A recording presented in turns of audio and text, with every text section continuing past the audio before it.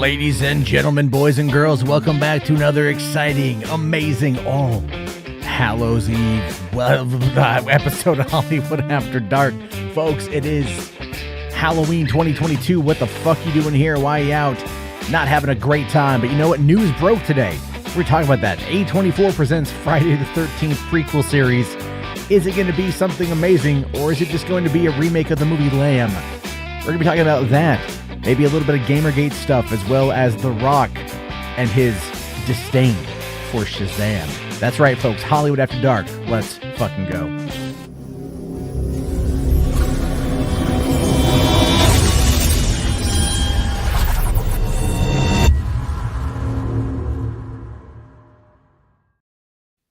Hey, what's going on, everybody? How you guys doing? Welcome to the party. Welcome to the show. It is another Halloween night, Monday night. I don't even know what day it is anymore. All I know is that the Halloween season is effectively come to a close, and it's always like a bittersweet moment for me. It's not that I necessarily go out and do a lot of the Halloween-y sort of things. I got kids, obviously. But, you know, today we took the girls. We went to a local Masonic temple who happened to be putting on a nice little trick-or-treat thing. Very nice, very friendly. Met a whole bunch of daughters of Job, that whole little sect of the Masons. Very fun. Girls had a blast.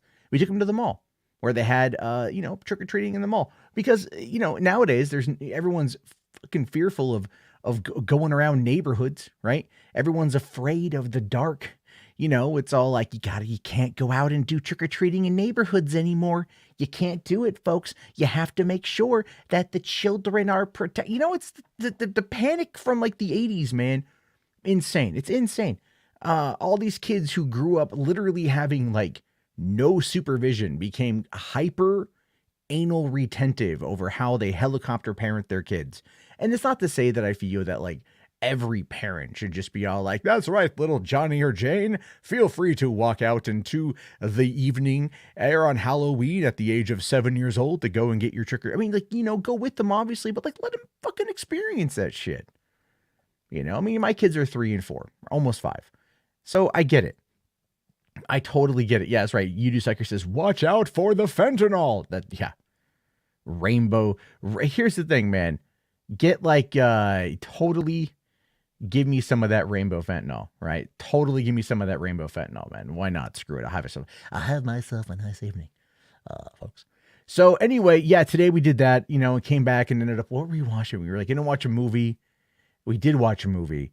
But the kids were like, my daughter, so my youngest, this is so funny. We call her Fearless because she legitimately is scared of nothing. She will like dive bomb off the couch. When she fell and cut her eye and had to get stitches, she didn't even make a sound. When she was getting the stitches put in, she was like laughing and smiling and playing the entire time, trying to get them out. That was in the thing though. But today when we went to this temple, they had like the 10-foot tall skeleton that Home Depot sells this year. And that scared the shit out of her. Right? We walk inside. There's like some animatronic old man by some weird, fake graveyard. He's all, welcome to the haunted house, whatever. And she's freaking out. And I'm like, my 3-year-old who has like doesn't get scared to save her goddamn life. Was scared shitless. Made me proud. You know what I mean? Made me proud as a papa. Just watch my children grow. And of course, I got to implement dad tax and totally steal all the good shit out of their bags. Garrick here says, I haven't trick-or-treated since the fifth grade. Then, sir, you haven't lived. Sorry, buddy, you haven't lived if you haven't trick-or-treated since the 5th grade. You got to live more, man. You got to live more. Definitely. So real quick, before we dive into the news tonight, I do want to remind everybody that Podio Commentary, youtube.com/Podio Commentary is a great place to subscribe, because if you haven't already, you guys can get my reviews over there of what I watched last night, which was X. I finally sat down and I watched X, and I absolutely fucking loved it. I thought it was an excellent movie. Cannot wait to watch Pearl. This episode probably won't be super long because the kids have school in the morning, and I do want to finish out the night by watching a couple horror movies. I figure I'll watch Pearl, and then I'll do Barbarian tomorrow if I have time to do it tomorrow. And then I still need to watch like Hellraiser and Slayers, and a whole bunch of other horror films. I'm not ready to walk away from the horror time of year, and I'm not going to, because I'm an adult. I'm a man. I'm a man. And I've got feelings and I've got emotions and I want to watch them play out. Horror movies have just been a lot of fun recently, right? It's been a lot of fun. And also being here with you guys is a lot of fun. So if you guys want to help support the channel, one of the ways to do that is to check out the Patreon link right there at the bottom, right there. There it is. Patreon.com/Matt Jarbo. Or you guys can become a channel member, join the Hollywood After Dark Premium, couple bucks a month, help keeps the lights on. Would absolutely love it if we could get up to a decent amount where it's at least like $1,200 a month take home. I could actually give up driving and refocus on doing this full time, which would be fantastic. And then hopefully we'll get there. So there's a lot going on with that. Also, I talked about the last couple nights. I had the video recorded. It's coming up over on the Matt Jarbo channel here before the end of the night. And that, of course, is Gamergate Never Ends. Reports are now coming out today after they've been out for a couple of days because I quickly jumped on it myself. I talked about it with the David DePepe, the guy who tried to kill Nancy Pelosi, and how he was influenced by Gamergate, and now the media is picking up on it. And so I just wanted to talk about it because I'm being tagged in a bunch of conversations. People are memeing on it. People are joking about it, which is fine. But I figured I would just drop my 2 cents on it, so to speak.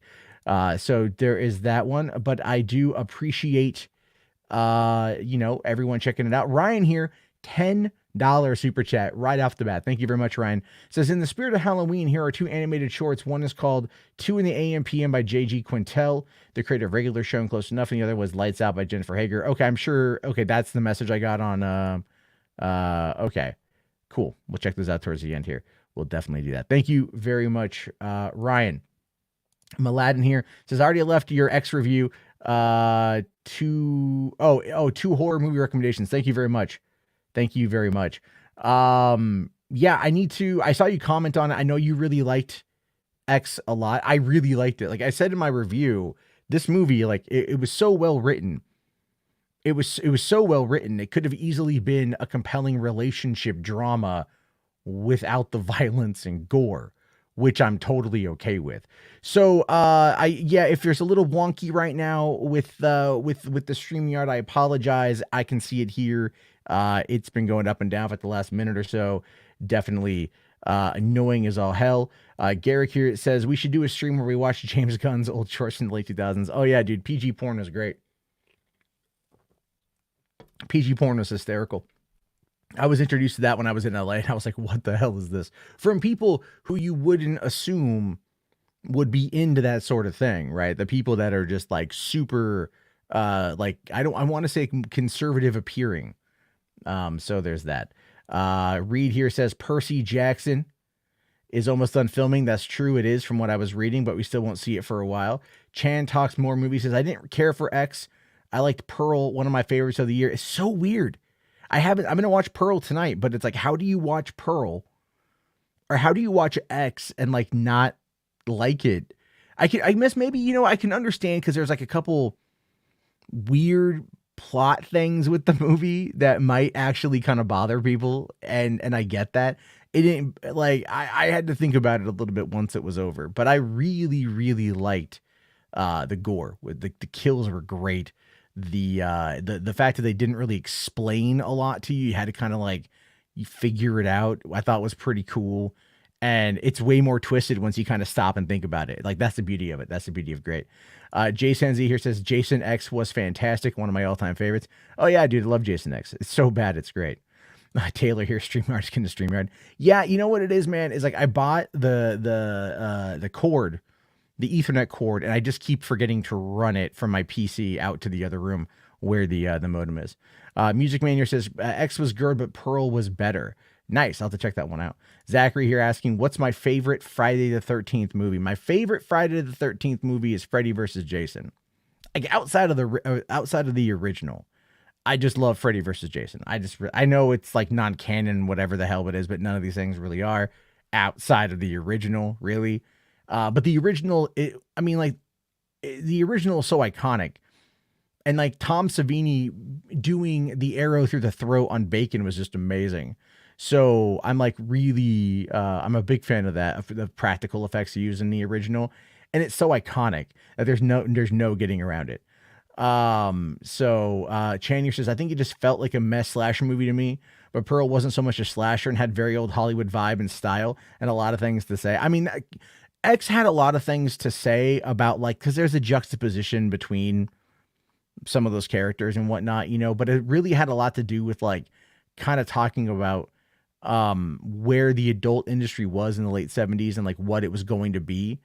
And it had a bit to say about that. It didn't even need to become a slasher, in my opinion. It could have just been like a full story about like RJ and Lorraine's relationship and it deteriorating, and it would have been compelling. You know what I mean? Like it would have been really interesting to watch that thing play out. Never mind. I mean, like, it's a little bit wonky on how it got there. I think a little bit of like, kind of like, we just need to move the plot along. So let's just, give her the D, so to speak. And, but otherwise it was really, really, really good. All right. Blaine is here, says Jason X is the worst combo of try hard and dull. Yeah, I mean, Leprechaun 4 was a fun one too. Leprechaun 4 was a fun one, but Jason X-Men has some great lines. He just wants his machete back. The hologram of the girls, that are just like, we came here to drink and do drugs and have premarital sex. Yay, premarital sex. And then whack, whack, whack, whack. It's fucking funny, dude. And he becomes like ultra nano Jason at the end. Like, it's such a fun movie. It's so bad. I do like Leprechaun 4. I haven't seen it in a long time, but I have seen Leprechaun 4. It was just funnier. Let's see. Garrick here says Halloween Resurrection was funnier. It has Busta Rhymes kung fu kicking Michael Myers out a window. Yeah, I know about that. I think that's like one of the only scenes I've seen from the movie. I've actually never watched Halloween Resurrection all the way through. I think it was like when I heard Laurie Strode dies in the first like 5 minutes or whatever, I was like, man, I don't want to care. I don't care, man. The Music Manager says Jason X is excellent and the sleeping bag scene is perfect. Exactly, man. You gotta love it. That movie just didn't take itself seriously. I just thought it was great. It just like he takes the chick and he shoves her face into liquid nitrogen and then like smashes it on the counter. That was awesome. It was so brutal. It was great. There's a lot of like, I think that's the thing when it comes to campy horror, like I don't think Jason X was attempting to be campy horror, but it kind of like turned into campy horror. Whereas, like some people will look at like, let's say, Halloween Ends, for example, and they'll be like, that was just lame. And it's like, well, they had something that they wanted to say. Whether or not you feel they hit their mark is entirely up to you.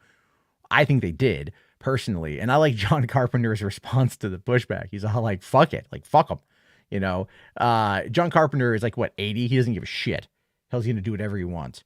Ralph's Double Tits here says, favorite horror anthologies for me, it's Creepshow and VHS. I mean, there was one, like, I would say, like, one of the better ones. I mean, obviously, I think Black Mirror for, like, modern interpretations for just being the anthology. Some of those stories are fucking bleak and dark and terrible. One of them gave me anxiety. The one with the social credit system that Bryce Dallas Howard is in, that just gave me anxiety. And then, but there's a lot of other really good stories on there that I just think are like really dark and really twisted, very Twilight Zone or Outer Limits-esque, that just kind of nail it at the end. But Creepshow is fucking phenomenal. I mean, I love Creepshow. And what was it? I was into the Pasadena Haunt a number of years ago. It's like well over 10 years ago when I was in LA. And, this place separates you. Like there's this round room you go into halfway through, and it separates you and your friends, like your group. So you do the last leg, like the last half of this haunted house by yourself. And that is scary. And at the end of it, you come out through this basement and you walk up this really, really like long staircase. And as I'm walking up this staircase, the fucking thing from under the stairs comes out. Like some dude's like on all fours and he's all, and I was like, you piece of shit, you fucking piece of shit. God damn it, man. I just think it's all great there. Trick or Treat's another one. Cat's Eye is great. I've never seen Body Bags though. I've never seen Body Bags. Best zombie movie, Return of the Living Dead. I'm going to go with 2004's Dawn of the Dead as my personal favorite. I think it was a well-made movie, and I love the original Dawn of the Dead, but I think this one kind of elevated it in regards to just like what I like in zombie movies. But the original Dawn of the Dead, I actually had to watch with the lights on when I first saw it. Like, it freaked me out that much. But I saw someone talk about the original Night of the Living Dead and then the remake of it. I think I saw a comment on that earlier. And I love both, man. I think the original, what Romero was able to do with the original back in the late 60s was great. I think it absolutely elevated a genre. It completely brought it to prominence. But then the Savini remake was really good with Tony Todd as the lead character. I mean, like, fuck yeah, dude. Fuck yeah.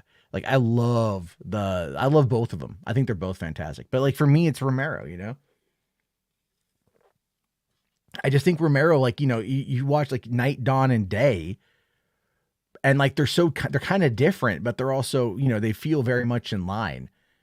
And what was I was watching Terrifier 2, and like at one point, one of the moms in the movie is watching the opening of Night of the Living Dead, and I know people are gonna like ask the question, like, how is it that that they were able to get the rights to put this in the movie? But the thing is that there's no copyright on that film, so it's open, it's public domain. And that's what's great about that one. Rational here says 2002's Resident Evil was good. It really was. It still is. It's a movie unlike anything that came after it. You know what I mean? Like, it's a solid movie. I also enjoyed Resident Evil 4. Not 5 though. 5 was bad. 6 was better than 5. 4, I liked 1 through 4. So there's that, so, what are my thoughts on Welcome to Raccoon City? I haven't seen it, man. Like, that's the kind of thing this is going to sound weird. I haven't seen the Resident Evil show on Netflix either. Just, if these shows aren't getting like a lot of love, I'm not going to spend my time watching them, because I just know that there's not going to be good. I just know that no one's, I need to watch Welcome to Raccoon City. I have it. I do have a digital copy of it, and I need to watch it. Maybe when I get through the ones I'm working on, because I really want to see Pearl, and I really want to see Barbarian. And then, I want to, there's like Hellraiser I haven't seen. Bodies I haven't seen.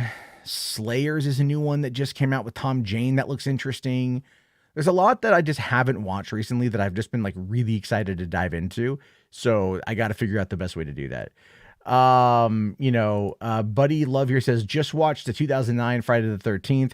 Don't know why people sleep on it. Was pretty good. I think the big reason why people sleep on that movie is because it the opening title card doesn't kick in until like 20 minutes or so into the movie. Like a solid portion of the movie is passed before we even get into the main story. And I understand why they did that, obviously, to tie into the end of the film. But it really did make it seem like Jason was just like guarding a pot farm. But we do get to see Willa Ford's boobs. So, and then also the Juliana Gill. If you know the scene, if you know. If you know, you know.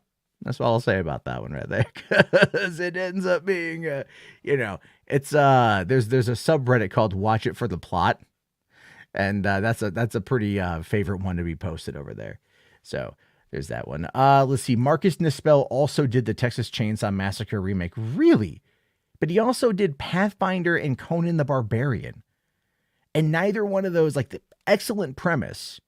Really excellent premise, bad execution, right? Like, it was all style and no substance. That's how I view Marcus Nispel. But I heard the 2003 Texas Chainsaw Massacre remake was really good. I just never saw it. I did see the one from this year, 2022, the one that came out a few months ago. That's a sequel, and I liked it. It was stupid, but I liked it. So, Tony, you're asking, have I seen Drag Me to Hell? Yeah, I saw it one time in 2009 when it came out. Maybe I wasn't in the right mood when I saw it. Wasn't that great, but it was okay. Like, I got to watch it again. It just, it's an interesting movie. All right, H Bars here comes in, says, listen to the Cavill stream we did and heard of Rings of Power is based on the similarity on. It's not based on that. It's based on the appendix. I know I should have corrected Caden on that one. There's been a lot of confusion on that with the appendices and whatnot, like whether or not, like, here's the thing is, like, there's things in the appendices that are in the Similarian. I can never pronounce it. The Similarian, that book. And so it's like they kind of overlap, right? Because there's things that are mentioned, but the show can only do so much with those overlaps to where they have to focus more on, the appendices and whatnot. Again, still love the show. Think it's amazing. Love Rings of Power. So, The People Under the Stairs, man. Fuck yeah, dude. Fuck yeah. That movie is amazing. When you get into The People Under the Stairs, that's one of Wes Craven's better films, I think. I don't want to say it's one of his more underrated films because I don't know anyone out there who doesn't love The People Under the Stairs. But like that movie's so fucked up, dude. And it brought out Gimps before Pulp Fiction. You know what I mean? So there's that. Did I like Pan's Labyrinth? I did not see Pan's Labyrinth. I didn't. I know I need to. I never saw it though. Okay, Silmarillion. Thank you, Spherical Man, and then H. Bart's here says as well. How about Scary Stories from 2019? I didn't watch it. I saw the trailer. Trailer looked interesting. Movie looked interesting. Heard it was okay. I just never saw it. There's a lot there to see there. Zachary here says, what I find hilarious is I'm pretty sure there's a horror movie from the 80s called Chud. Oh, no. It's not just one movie from the 80s. It's a series of movies from the 80s. Chud stands for Cannibalistic Humanoid Underground Dweller. Yeah.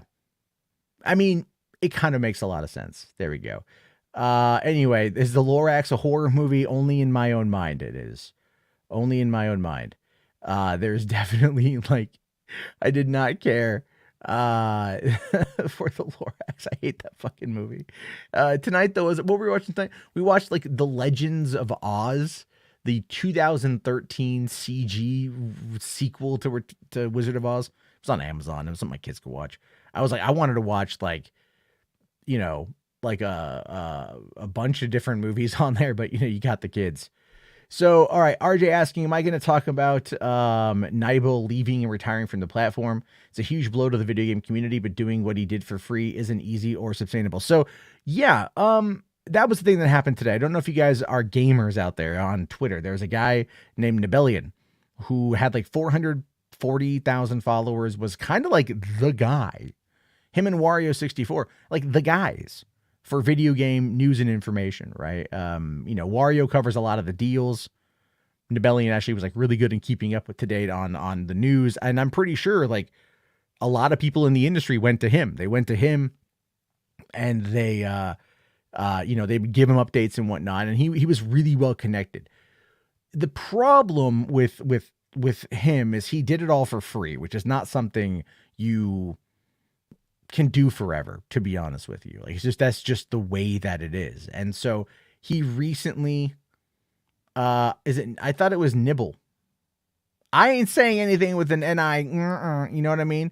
All right. I'm not saying anything with an NI jingle. Okay. I ain't even going to go near that.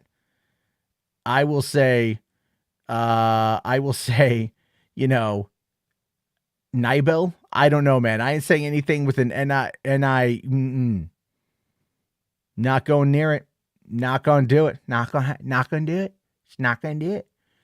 But here's the thing. It's Chris here. But here's the thing. Chris, he says, it's Halloween. I could give 2 pumps. Saw some dude leaving Twitter. But it's a content creator, man. That's kind of the issue here, right? I know it's Halloween, but the thing with this guy is he was providing a source of information, and a really good source of information for a long time. He tried to find a way to monetize it, and it didn't work.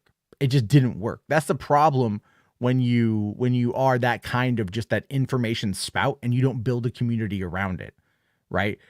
He was I created a Patreon and people they subscribed for a month, but then they canceled before the end, and it was just not sustainable at all.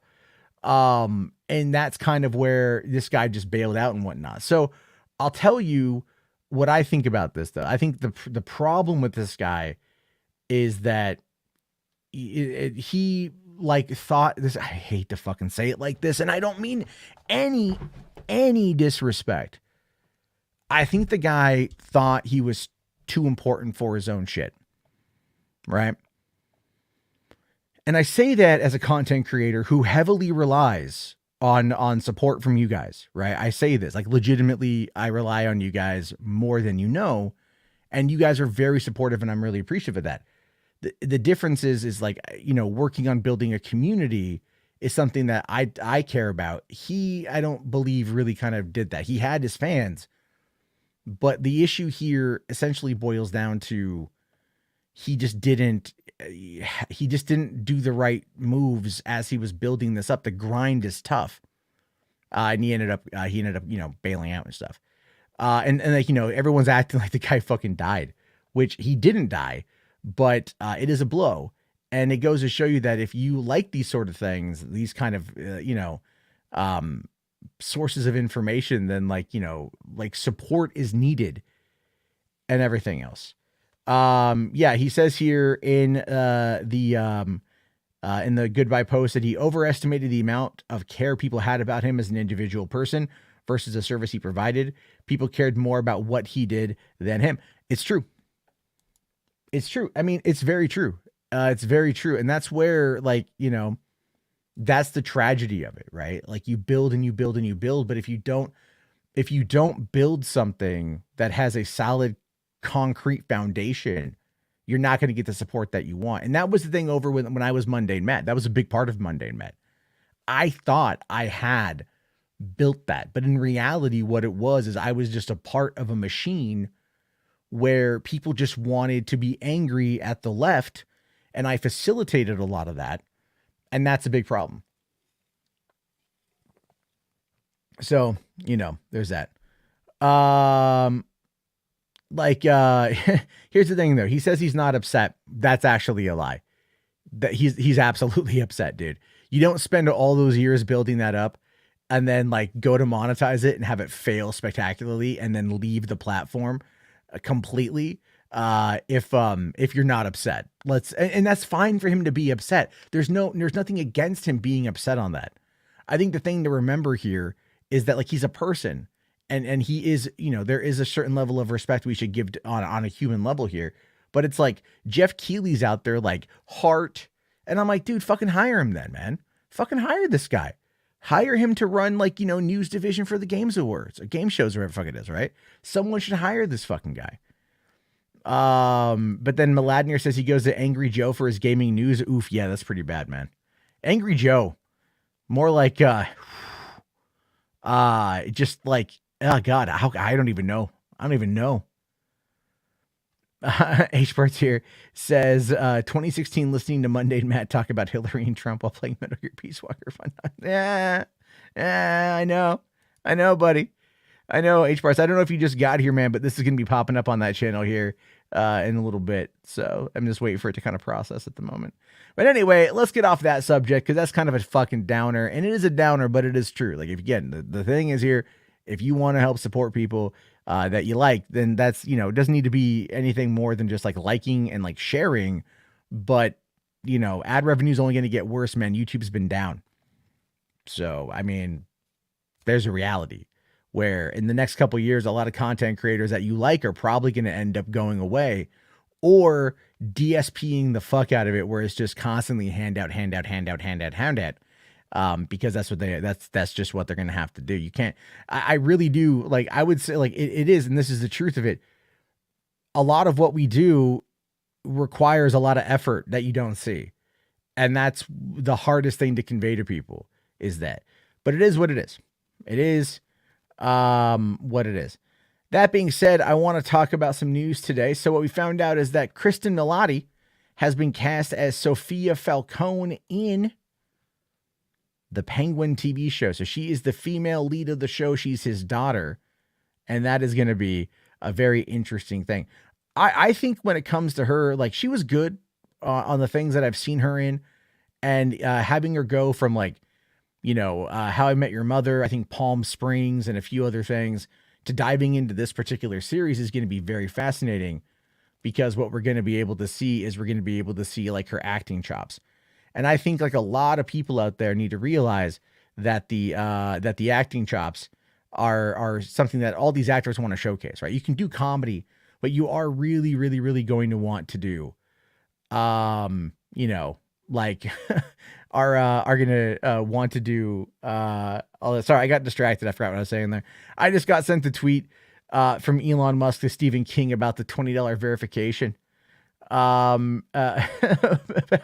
Jesus, oh my god, this is it's just, again, sorry, I got distracted, guys. It's my bad on that one there. But we did a couple other things, right? We can get into some stuff here. Let me just find what I need to find. All right, so outside of that, her going to do that, good for her. Oh yeah, actors want to act is effectively what I want to say, so that's going to be good for her. We also got our first look at the Evil Dead Rise. This is the logo for it. It looks pretty creepy. It looks pretty cool. I want to definitely see this one when it comes out. I'm a little bit concerned.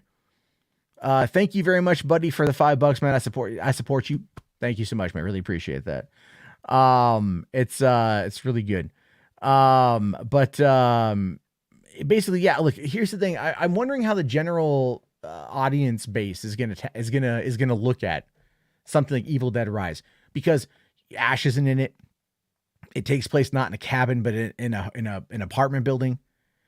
It can be creepy. It can be good. It can be interesting. And I really hope what we're gonna get out of it is gonna be something worthwhile. Let's see. Hold on here. Grace was mad about it. What, mad about this? I don't know. She's mad about Anthony. She's always.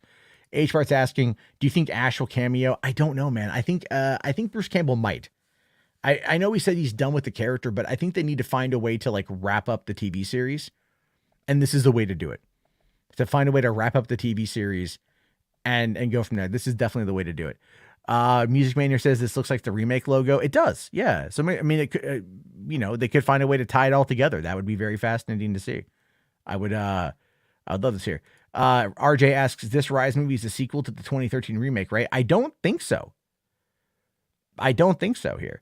Vince here says, without Ash, I don't have much interest in it personally. And you know what? Here's the thing with Vince. Vince sent me this, right? So 4K Army of Darkness. So he's definitely an Ash fan, an Evil Dead fan. I would very much love to see, them find a way to complete everything, to put it all together. But at the end of the day, man, you know what? Hollywood is going to Hollywood. We know that that's how they are. We know that that's how these things are always going to end up playing out. But it is what it is on that one. So let's move on here real quick, kind of going through a bunch of different news pieces. A lot of stuff dropped on a Monday, of all things considered. We're finding out now that a Lucy spinoff is in the works, with Morgan Freeman set to reprise his role. A couple interesting things about this, right? So Lucy came out in August of 2014, and it was actually one of the more successful films of the year. This was Scarlett Johansson's first movie following the release of The Winter Soldier in April of 2014. So a few months later, out came this movie where she ends up like, it's a lot to do with string theory. She gets injected with this like serum stuff, and she ends up like, having all of these abilities, and then more or less like just kind of like evolving into everything. It was an interesting movie. It did really well. Like I think over 430 million worldwide on a relatively decent budget. Luc Besson wrote and directed the movie, and EuropaCorp I forget the other name of the other company that they're working with, are working on doing the show, and they're currently talking with Morgan Freeman for have him come back to have a part in it. I don't know what in the hell they're going to do here, because the movie was great, I think, until the end. I don't like the ending of the movie. I don't like it when like the hero just like kind of, like, all right, whatever. But it was good. I enjoyed it. And, but I never thought it never really needed a sequel. So if they want to do it, good for them, but we're going to have to wait and see what this particular show is going to be here. I mean, Luc Besson sold EuropaCorp, or it got sold a couple of years ago, because he was Me Too'd, but it actually ended up getting, I think, like thrown out in court, or like he ended up winning the case or whatever. So he's kind of like working his way back in to making movies. And this is something he's going to be, I think, producing or something, but this might also tie into, this might have also come out of what was originally going to be a sequel. So, we'll have to wait and see. Anthony here asks, Limitless versus Lucy. I'm going to go with Limitless, to be honest with you. I always felt the Bradley Cooper movie was a lot more fun. It was a lot more interesting. I love where it kind of went, with it and everything else. And I enjoyed the story. Lucy was good, but Limitless, I think, was better. Although there was the, what was it? There was the Limitless TV show, which I never actually saw. So, so, so there's that. Like, I need to, yeah. Anyway, RJ here says I'd bring back ScarJo, but I don't think that will happen. Dude, she's the highest paid actress in Hollywood, man. She's at least, if not one of them. She can demand like $50 million a fucking movie. I don't think, she's past the time of doing Under the Skin and doing Lucy and doing things like that, where she's doing these smaller movies as a way to build her indie cred while she waits for the Marvel films to fire up. So that's obviously what I think is going to be happening with that one. But like I said, it should be a fair amount of fun to see what they do with it. And I'm excited because I've always enjoyed, I've always enjoyed Luc Besson, even though he got totally busted and sued by John Carpenter over the situation involving, what was it, Lockdown, the Guy Ritchie movie that effectively is, at this point now, at least in civil court, considered a direct whole ripoff of Escape from New York, which it kind of is. You know what I mean? It kind of is. So we got that to deal with there. So that's always a fun one here. So let's go piss off some people, I think. Let's piss off some people real quick here. Article popped up just a little bit ago. Kind of crazy. Raya and the Last Dragon director Carlos Lopez Estrada boards Paramount and Bad Robot's Your Name remake. That's right, folks. Your Name. The guy who did Raya and the Last Dragon, one of the directors on the movie, and I thought Raya was pretty good, is going and doing Your Name. Right now, look, I don't watch anime. We've had this conversation multiple times. I don't watch anime, but goddamn, dude, even I know that like live action anime movies do not work. So it says here that Carlos Lopez Estrada has been enlisted by Paramount, Bad Robot, and Toho to rewrite and direct the sci-fi anime live-action remake Your Name. The film is currently in development and is based on the 2016 animated romantic fantasy drama considered to be a modern classic. He's currently writing the script. The initial version was written by Academy Award-nominated screenwriter Eric Heiserer, who is best known for Arrival and Bird Box. Bad Robot's J.J. Abrams will produce the film alongside other people who produced the original movie, which was so Your Name was a staggering hit in Japan, grossing $230 million in that country alone, which is insane. In this reimagined version, two teenagers discover they are magically and intermittently swapping bodies. When a disaster threatens to upend their lives, they must journey to meet and save their worlds.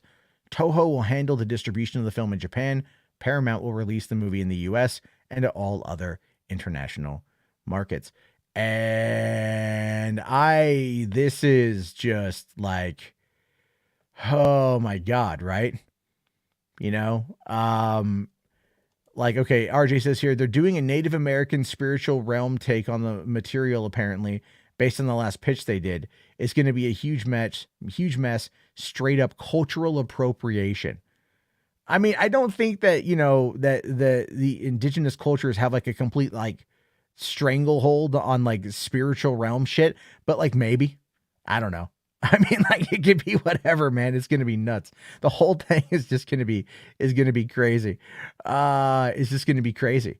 Anthony here says JJ stolen money from WB. He actually didn't. That's the thing, man. They gave him the money, and if nothing comes from it, then it's just like the deal's not going to be worth renewing. But they gave him the money to keep him there and to develop content. And they've also gone through enough on their own that, remember, the big show that he was going to push, I forget the name of it, but the big show he was going to push ended up getting canceled by Zaslav because they were looking like a $200 million budget or something like that. And that Zazlav's like, I ain't got that kind of scratch. So he didn't steal money. He's just like, they just haven't produced the work that he's come up with. I think something there we have to kind of remember.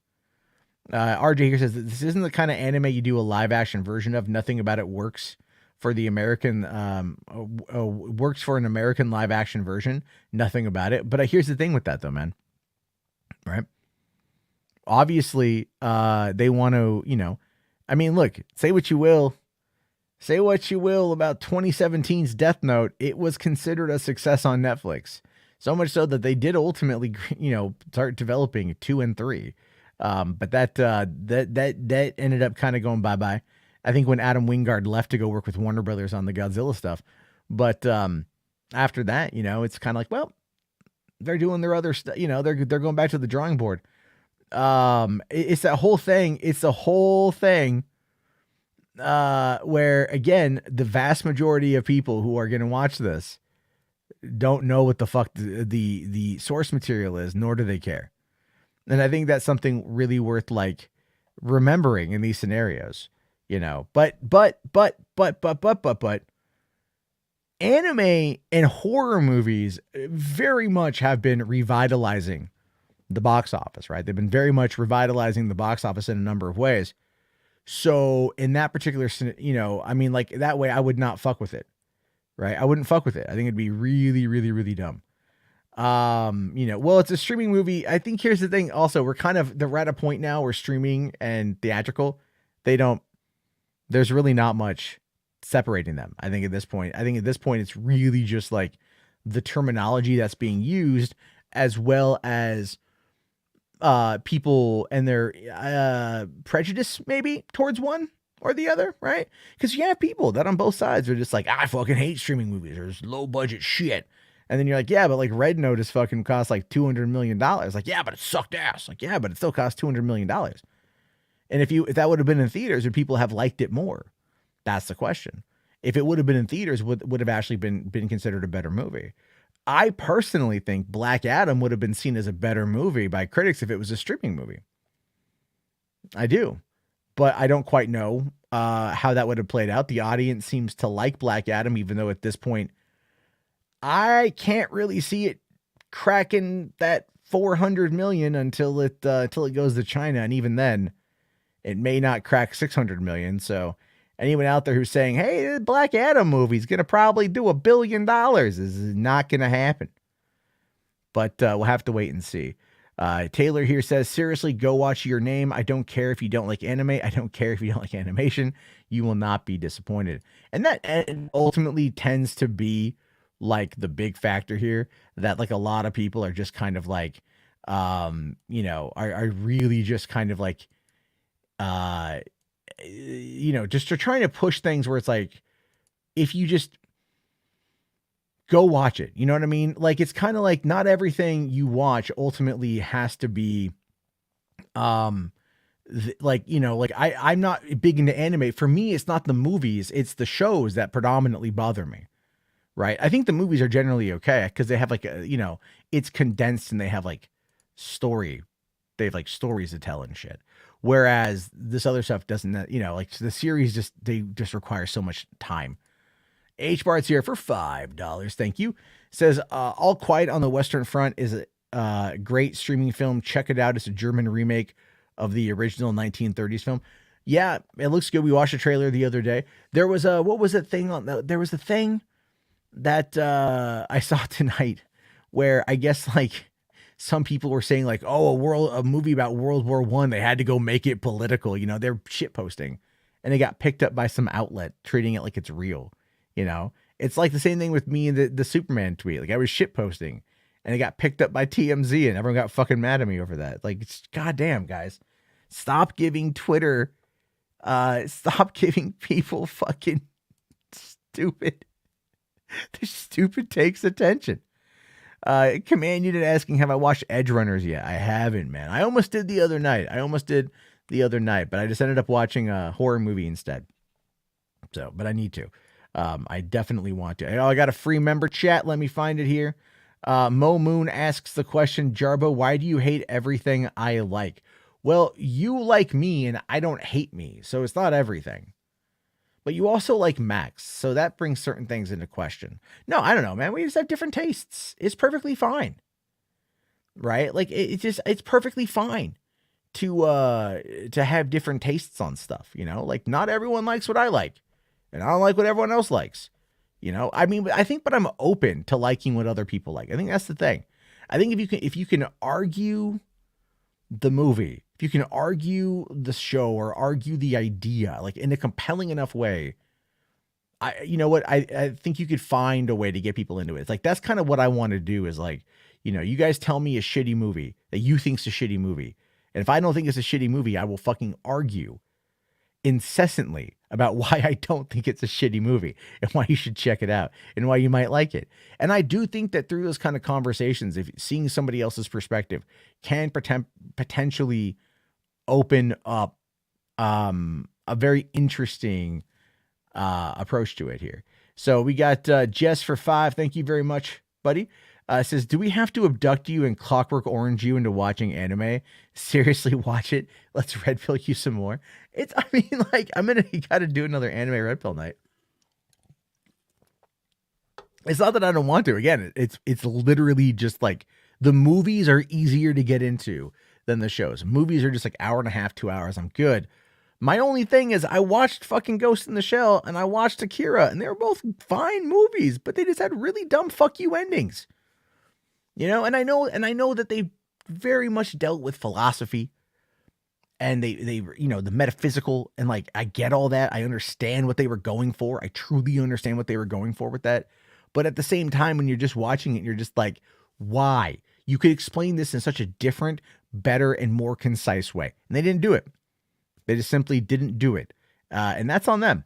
That's on them. I mean, the animation was superb, spot on. Everything was great, and then you get to the end and you're just like, what the fuck? So there's that, right? But then again, look, I mean, like, look at Moonfall. Horribly stupid movie, wildly entertaining for how dumb it is. But then at the very end of the movie, all of a sudden the second, like one of the last lines is, you're part of the moon now. Made me just want to, sort of thing, right? But I hear good things about Chainsaw Man. How many episodes are out now, right? Let's see. Watch Love Hina, Shiny says. Best anime of all time. I don't know. I don't know if I trust you on that one, Shiny. I think you might be trying to fuck with me, right? I don't want you to try to fuck with me, buddy. That's not going to be cool. Anyway, so another piece of news that popped up today is Yaha Abdul Mateen II is in talks to join Wonder Man, a new series for Disney Plus, which means that Black Manta is probably not surviving Aquaman 2, right? And that's where they're at with it right now. That's unfortunate, though. I thought he was excellent as Black Manta. I really enjoyed him. I really, really, really did. But I understand, man, you got to go to greener pastures, and where things are at with the DCEU at the moment is definitely a thing, where, not even the DCEU now, man. James Gunn called it the DCU. The DCEU is dead. It is. That's this. And I don't think anyone's really going to like call it the DCU, because DCU just sounds like the DCU video game that came out a long time ago. Right? Like, what is this? An interconnected cinematic universe or a fucking MMORPG? And then you might also go, is there a difference between the two? I don't know. Yeah, man, like it was, James Wan won't come back from Aquaman 3 either. Yeah, I know that's true. That's the other part of it as well. Like whatever they want to do. I mean, there's also other villains and stuff like that with Aquaman that could pull from. Command Unit here for $5. Thank you very much. It says, I think reacting to anime openings and endings would be better than the trailers. All you need to avoid is copyright. Just had filters and mirror and had to backtrack. Here's the thing with that though, dude. They get around that shit like pretty well. Like I've even been getting content claims on those little figurines that you want us to watch trailers for. Like that's so it's like they're getting crazier with it, dude. They're getting crazier with it. They're getting craftier with it. It just ends up being a thing. Anthony here says, did you hear Dr. Fate's return was filmed but removed from the final cut?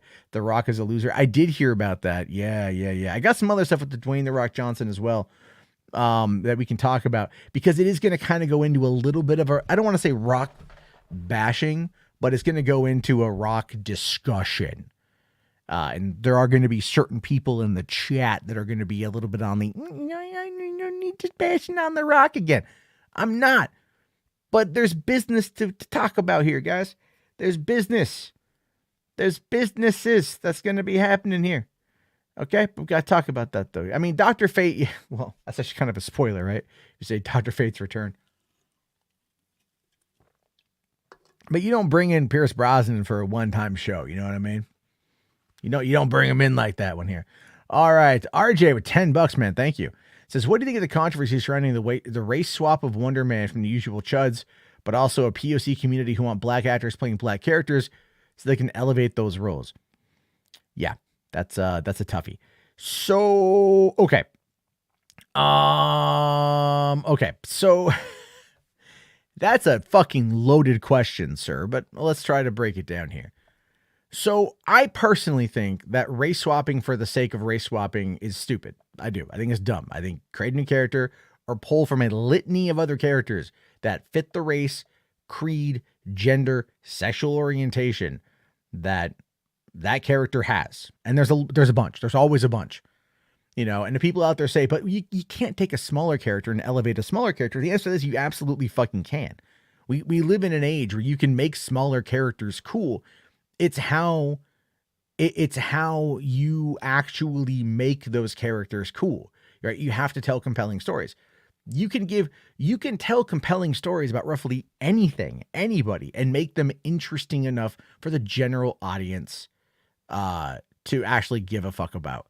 Okay. So if the usual chuds are upset at Yaha getting cast as Wonder Man, then they're upset not because they care about Wonder Man. They're upset because a black man took a job away from a white dude. That's what they're upset about.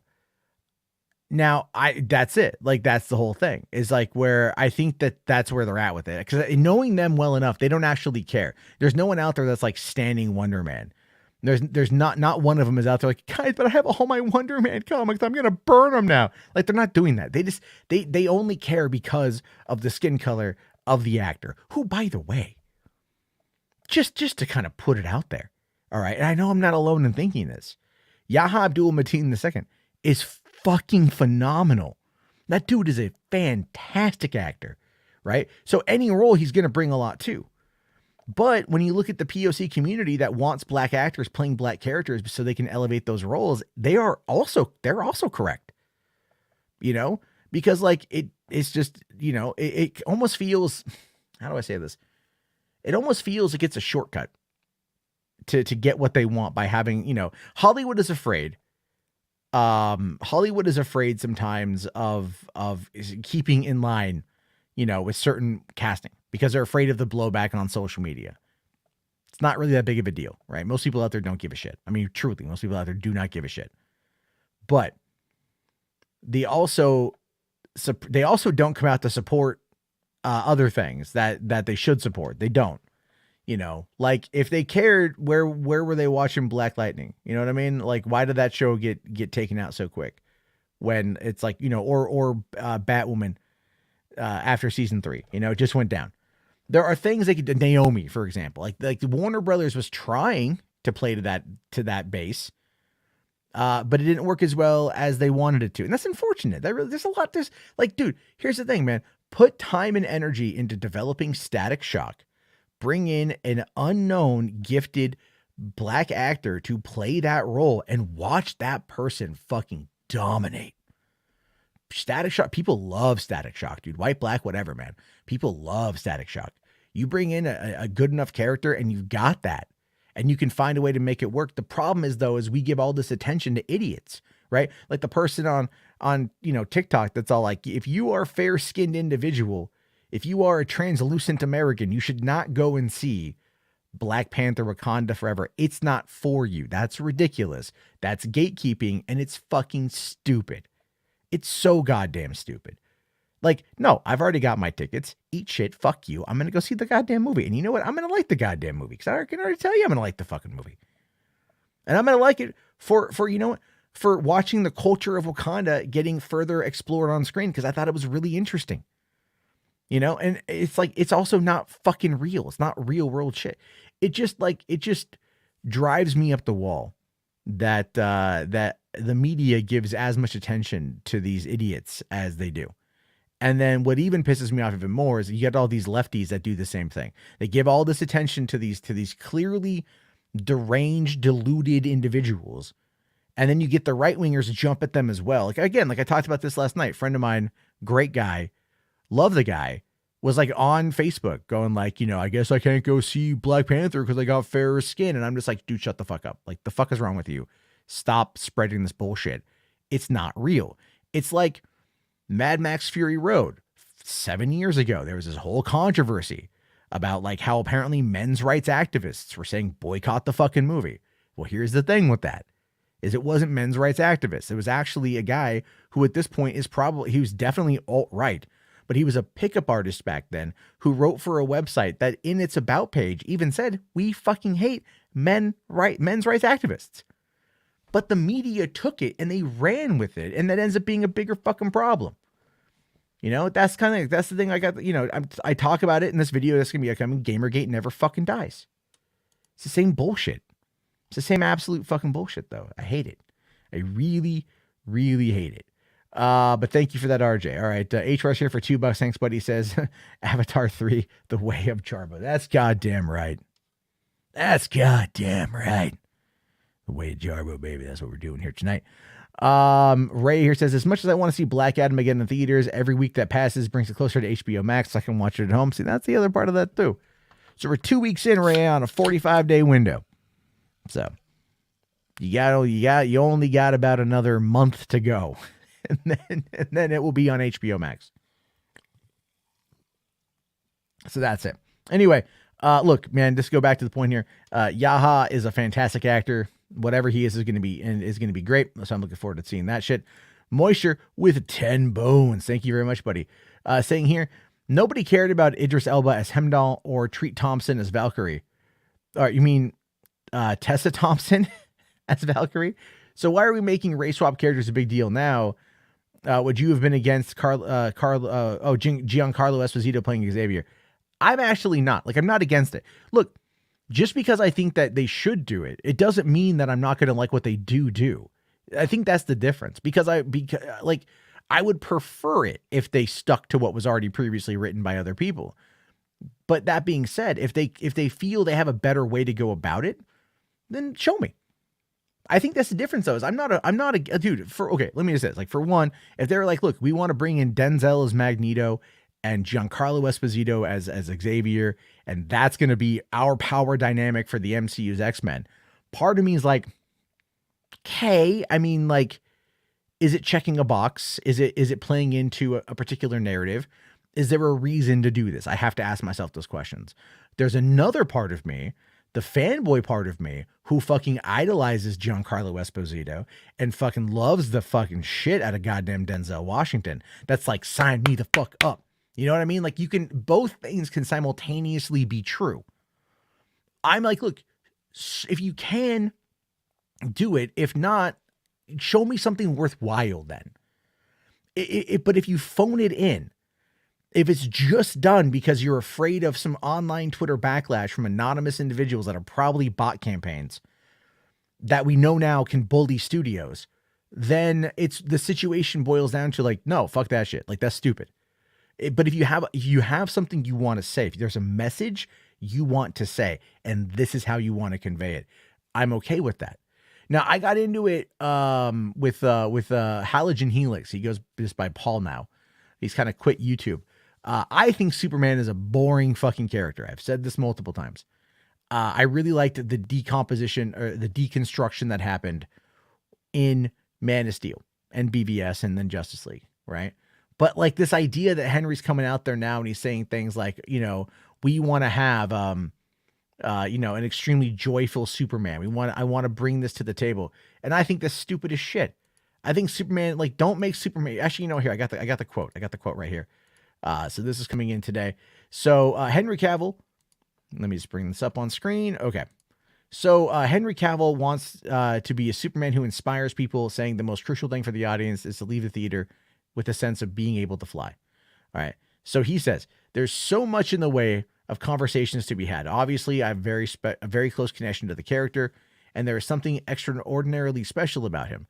Extraordinarily special about his capacity to give and to love. I don't mean romantically. I mean his love for Earth and for the people who live here and the people who, to make people feel powerful, to make people feel like Superman themselves. I have plenty of desires for this, of course, which will be discussed more in time. But the most important thing, which I will be aiming for, is for the audience to leave the cinema and to feel like they can fly, to feel like they can protect, and to feel like they want to give to everybody else. That would be my goal. That to me is like an insanely pretentious fucking answer. All right. I feel that way. Okay. Because I'm tired of the idea of Superman having to be Jesus. He's not Jesus. Is he based on a messianic figure? If you want to interpret what the creators had in mind for that, that's up to you. I mean, they generally, I think, just wanted to create a character that was like, you know, the best of us, I think, is who they really wanted to create. I don't think that two Jewish comic creators, two Jewish writers is going to create a Christ-like figure. You know, one could argue that it'd be similar to the Golem.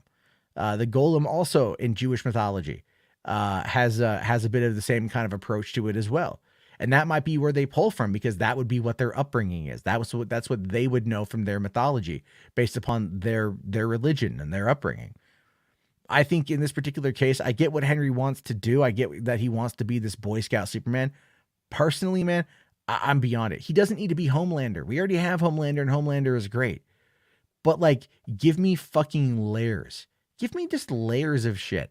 Now, I know people will say, watch Superman and Lois, you're going to get that there. But look, after today and the other side of that announcement, I don't think we're going to get a lot when it comes to Superman and Lois here, because obviously certain things are clearly going to change. And it ends up being a situation. Let me see if I can find that article here real quick. There we go. So according to, you know, the internet today, what we're seeing here is that Stargirl will end with season 3. So Stargirl is going to get yeeted out of existence. Okay. And then you've also got the other shows, Titans. There have been some discussions about things that have come out of Titans. I can't say what I have heard. I don't know if that's true or not. I don't know if that's true or not from what I've heard. I ain't gonna ruin shit. If you like Titans, man, have fun. All I'll say is that I don't have a desire to go back into it. I've never even watched it. And if what I heard is true, I don't have any fucking desire to see any of it. But look, Stargirl will end with season 3 on the CW. Doom Patrol Titans are also going to be next. Let's be real. James Gunn, Peter Safran, they're going to start just clearing the deck. They're going to cull everything out, and they're going to end up making stuff that's more in line with the direction they want to go with this shit. I do have a feeling that we will get the announcement that the Caped Crusader, the Bruce Timm, Matt Reeves, J.J. Abrams produced show that is currently looking for a new home after being canceled by Zaslav, might get brought back into the mix and put back on HBO Max or HBO. It just seems to make the most amount of sense. You want to have some animated content. Harley Quinn is getting a season 4. Obviously, James Gunn, having been in that, has a connection to that character, connection to that world. So that might be one of its saving graces. At the same time, what you're looking at too is that like they need some more animated stuff, and that's going to be like a big issue for that. So I have a feeling what we're going to get is some very interesting things. Now, quickly here, going back to Command Unit here says, I would say that Superman is more Moses than Jesus. I've heard that too. But again, if you're talking about Moses as being like a mythological character, or the Golem being more of a mythological character. Now, granted, I don't have a lot of information on the Golem. I just know like surface level stuff. So, there's that. But I mean, and again, you live in Israel, so you would have a better, more fundamental understanding of this than I would.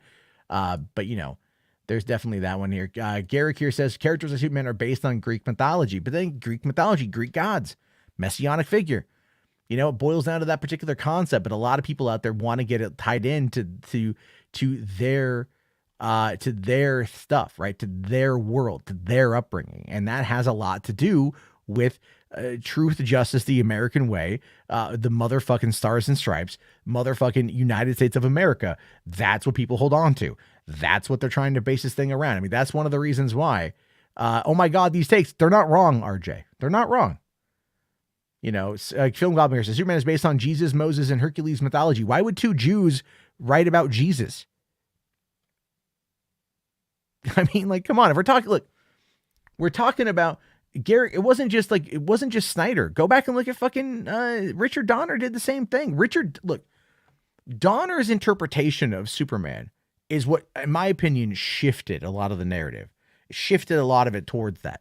And then what we've had is nearly 50 years of storytelling where you've got this character that is largely wrapped up in that particular ideology based upon how popular he became in the 70s with that kind of shit. And then people just kind of glommed onto that, right? Like, to give you an idea, I heard a quote a long time ago from some of the Simpsons producers that said, we have writers on The Simpsons who grew up watching The Simpsons. And then if you go and watch some of the newer episodes, you'll start noticing that they've actually had some recycled plot points from previous episodes. Some of their more iconic episodes have been a little bit copied and repeated, you know, and that has a lot to do, I think, with the influence of growing up with a very specific type of content exposure. And so if you're reading these comics where Superman is portrayed in this particular fashion, it ends up, you know, I think, altering the narrative. So if you were to show the original creators of Superman what Superman is now, do you think that they would be like, yeah, it's a perfect interpretation? They wouldn't. But that's okay. Eventually these things, like, they ebb and flow over time, you know? So the thing with that to consider is, like, when we go watch these movies or these shows, they're not giving us a one-to-one comparison, because you simply can't. There's no way to do that, but they have to find a way to balance it and to kind of make it a broad appeal to everybody that can watch it. And I think that's probably the best thing that Zack Snyder did, in my opinion. But this fucking happy ass Boy Scout Superman, I don't give a fuck about, dude. I don't care about that shit at all. You know, just like, I don't care. Like, make it interesting, but it's just, you know, if they don't bring in the right people, it's going to be Superman fucking Returns all over again. Right? Superman fucking Returns. Resident or RJ says Superman is Moses, not Jesus, if you want to go for a religious angle. Except here's the thing with that, though. He's like, being a beacon is not having special abilities that you're going to be able to, like, you know, fight fucking crime and shit. Like, I would argue that, like, Moses is a very interesting approach, although I think it's very surface level. I think if you're arguing messianic, I think people they go back to Moses because of that, but I can't find anything really from the writers that had said that they had really focused heavily on Moses. I think if you're talking about, I mean, there's also Samson is another one as well. I mean, look, it's an amalgamation. It's an amalgamation of obviously of a bunch of different stuff, but it's but heavily rooted in the concept of America, right? And since we are, unfortunately, to a lot of people, a Christian nation, our messianic figure here is Christ. So the creation or the proliferation of a character who was created by two Jewish immigrants, or the children of Jewish immigrants, really, you know, and they, like, wanted something based upon, like, maybe what they had grown up with in their mythology, has been turned into and evolved into and morphed into a corporate fucking character that espouses concepts heavily pushed by the right-wing culture of our population. And y'all want to fucking argue with me that, like, you know, that he's not, like, look at where he is. Look at what it is and tell me I'm wrong. The thing is, I'm not. But RJ here says, let's see, Jeff Johns can now jump on and take control of Green Lantern show if he wants to. With Stargirl ending, he won a lot of awards for that show. Yeah, I think it's no, Jeff Johns ain't going nowhere. However, and I think that as a result of that, neither is you know, I don't think Ray Fisher's coming back. So anyway, I love pissing off everybody with the fucking Superman shit, right? I'm just cool. Angry Joe disagrees. Angry Joe can kiss my ass. You know, Jesus was an immigrant. To where? Like to what? Like, I mean, immigration wasn't really even that, like, it just, that's such a weird term in many instances, for like, is he like, if we want to talk about an American Jesus, then this Superman is quite frankly fucking Mormon, dude. He's Mormon, right? Because, fair-skinned, American-based, messianic Christ-like figure. Fucking Mormons talk about that. So, it is what it is.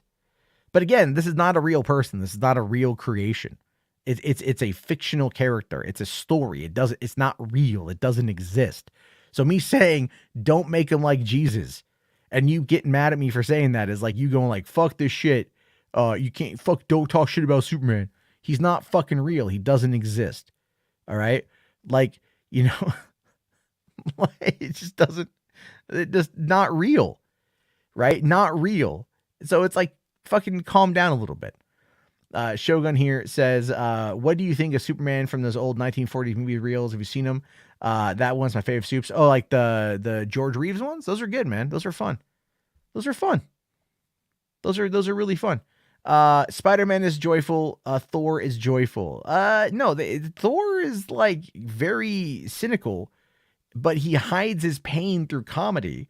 Spider-Man is naive and believes the best in the world, regardless of the world attempting to shout him down. But he's also got things that can hurt him and things that he has to grapple with on a human level. Superman's like, fuck, dude, I just nailed Lois and I accidentally blew out her lower back because I just really needed to come.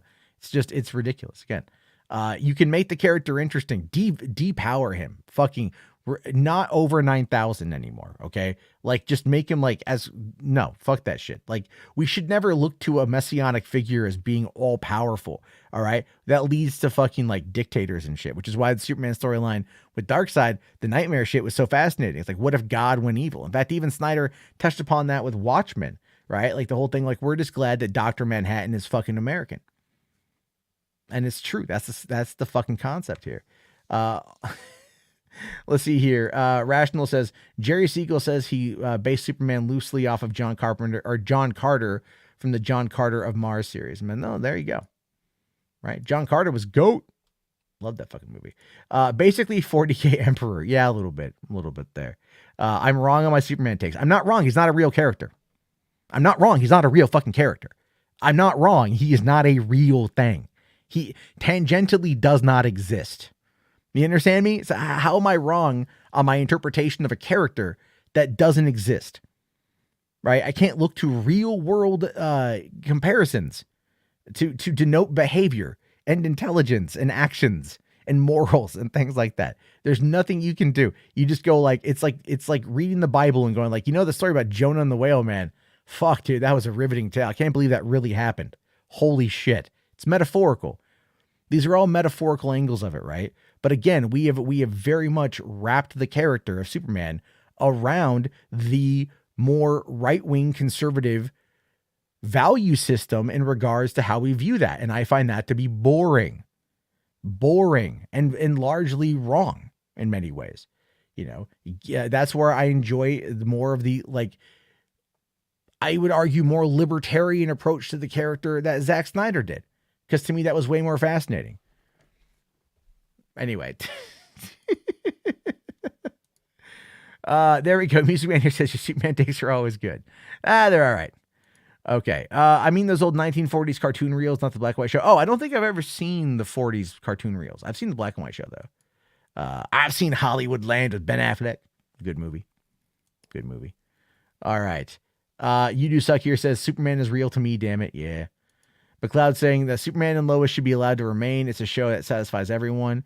It has the groundedness and visual aesthetic of Snyder's films, as well as a big blue boy look and feel of the character. Yeah, I think I think this should be fascinating to see what happens with that one, to be honest with you. I really do.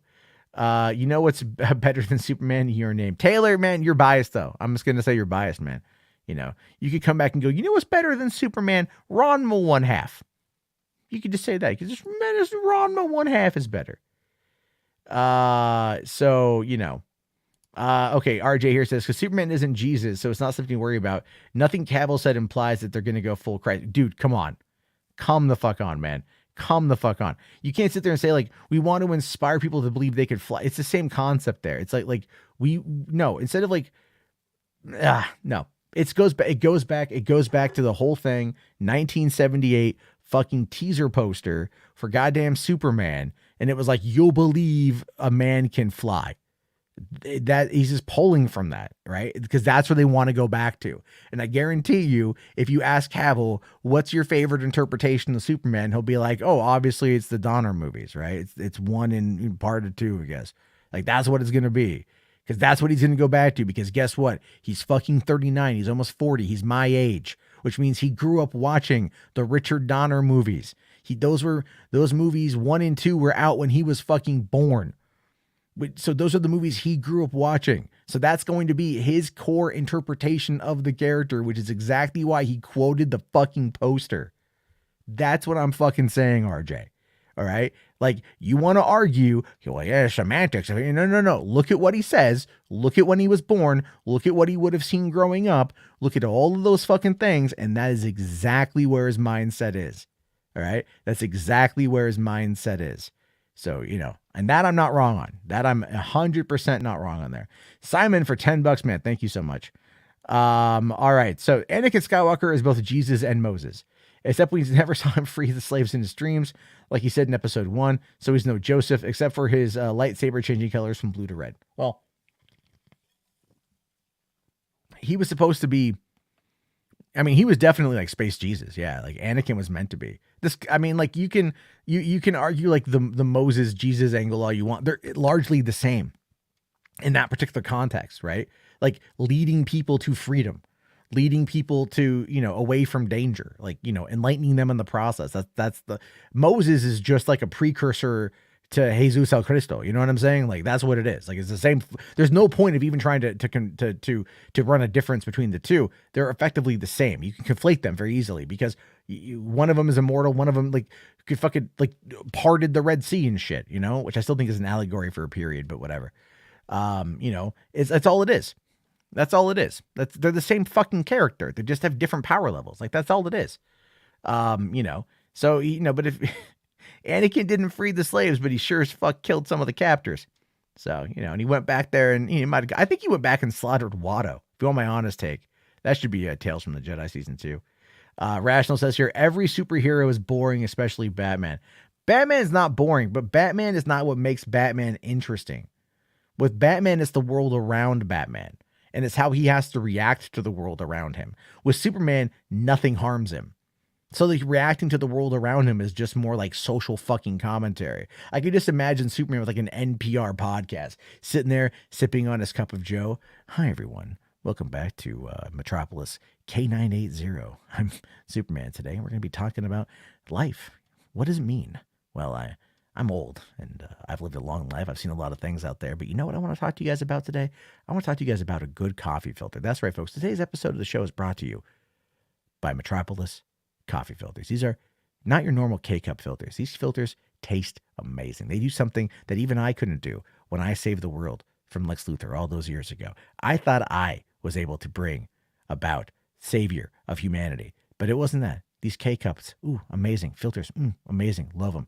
Put a little bit of filtered water in there. Best thing you're ever going to get. So head on over to metropoliskcupfilters.com. Code SOUPS for 30% off your first order. So anyway, back to the show. That's what it's going to be. That's what it, like, that's all it is. It's like, if nothing harms you and you have to use humanity against somebody else, it ends up running into the same fucking formulaic shit every fucking time. Every goddamn time. That's my take on it. All right. And you can sit there and go, but the comics, dude, this is all adaptations for movies or television, which are never going to follow the comics implicitly. And they're never going to be able to get the nuance just right. And they're never going to be able to nail it. And then we keep going back to the same conversation because that's ultimately what it boils down to. Which is why I do think that the way James Gunn is going to approach this, quite frankly, is going to end up really being something along the lines of like more of a very humanistic approach of a person who probably really doesn't like that they're as different as they are, but still tries to strive ahead anyway. That's the angle I would take. Have I not watched Prince of Egypt? Superman is 100% Moses. No, I've seen. I just disagree that he's. I think him and, like I said, him and Jesus kind of like, you can conflate the two. I think you can conflate the two very easily. So now I will grant Spherical Man this year. My character, my source predominantly are the comics, but I'm talking about that from like the basic level of a person who engages with this stuff on a pop culture level. The average person who wears a Superman shirt doesn't read your comics. The comics, not that the sales are dying. All right, I don't want to say that, but they haven't elevated. I think they've maintained decently, but they haven't really elevated, you know? And so it speaks to a very specific crowd of people, and one that there's a lot of gatekeeping with. There's a lot of gatekeeping with these characters, especially the big ones, you know? And anytime something else happens, like, you know, oh, Jonathan Kent fucking kisses a dude, every right-winger loses their shit.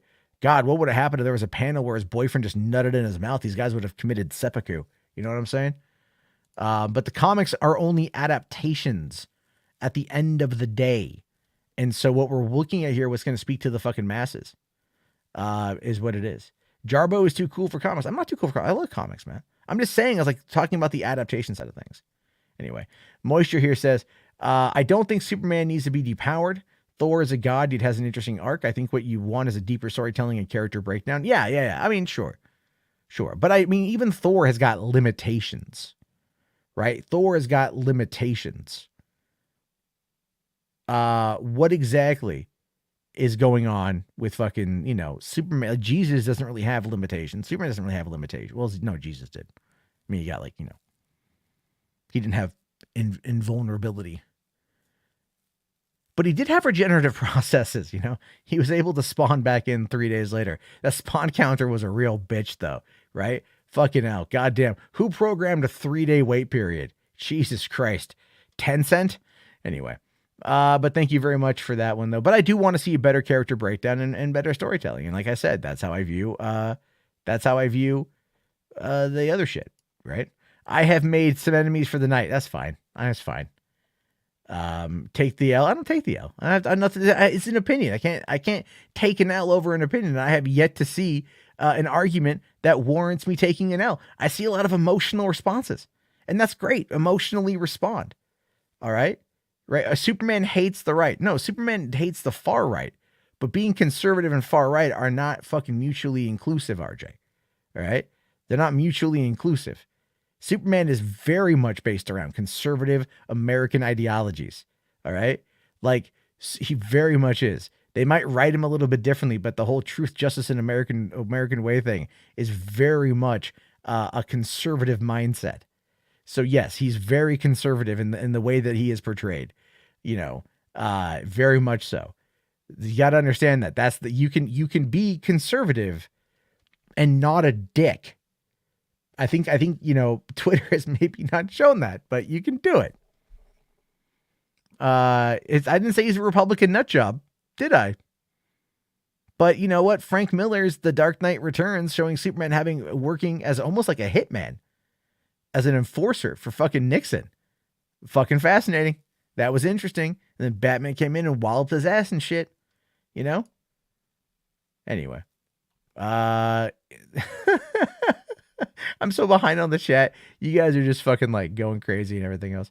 All right. I always choking here for 5. Thanks, buddy. I always thought they should implement Red Sun or Red Sun Tech to give Supes more problems. Yeah, they should. They got to give him a problem. What are the problems in the movies, right? It's always like Lex Luthor did a thing, you know, at least. And people got mad at the whole Doomsday situation. No, I understand why. It's like Doomsday fucks up shit and he got fucking killed pretty quick. And they killing Superman in the second movie was ballsy as fuck, and I approve it. I approve of it. I really approve of it.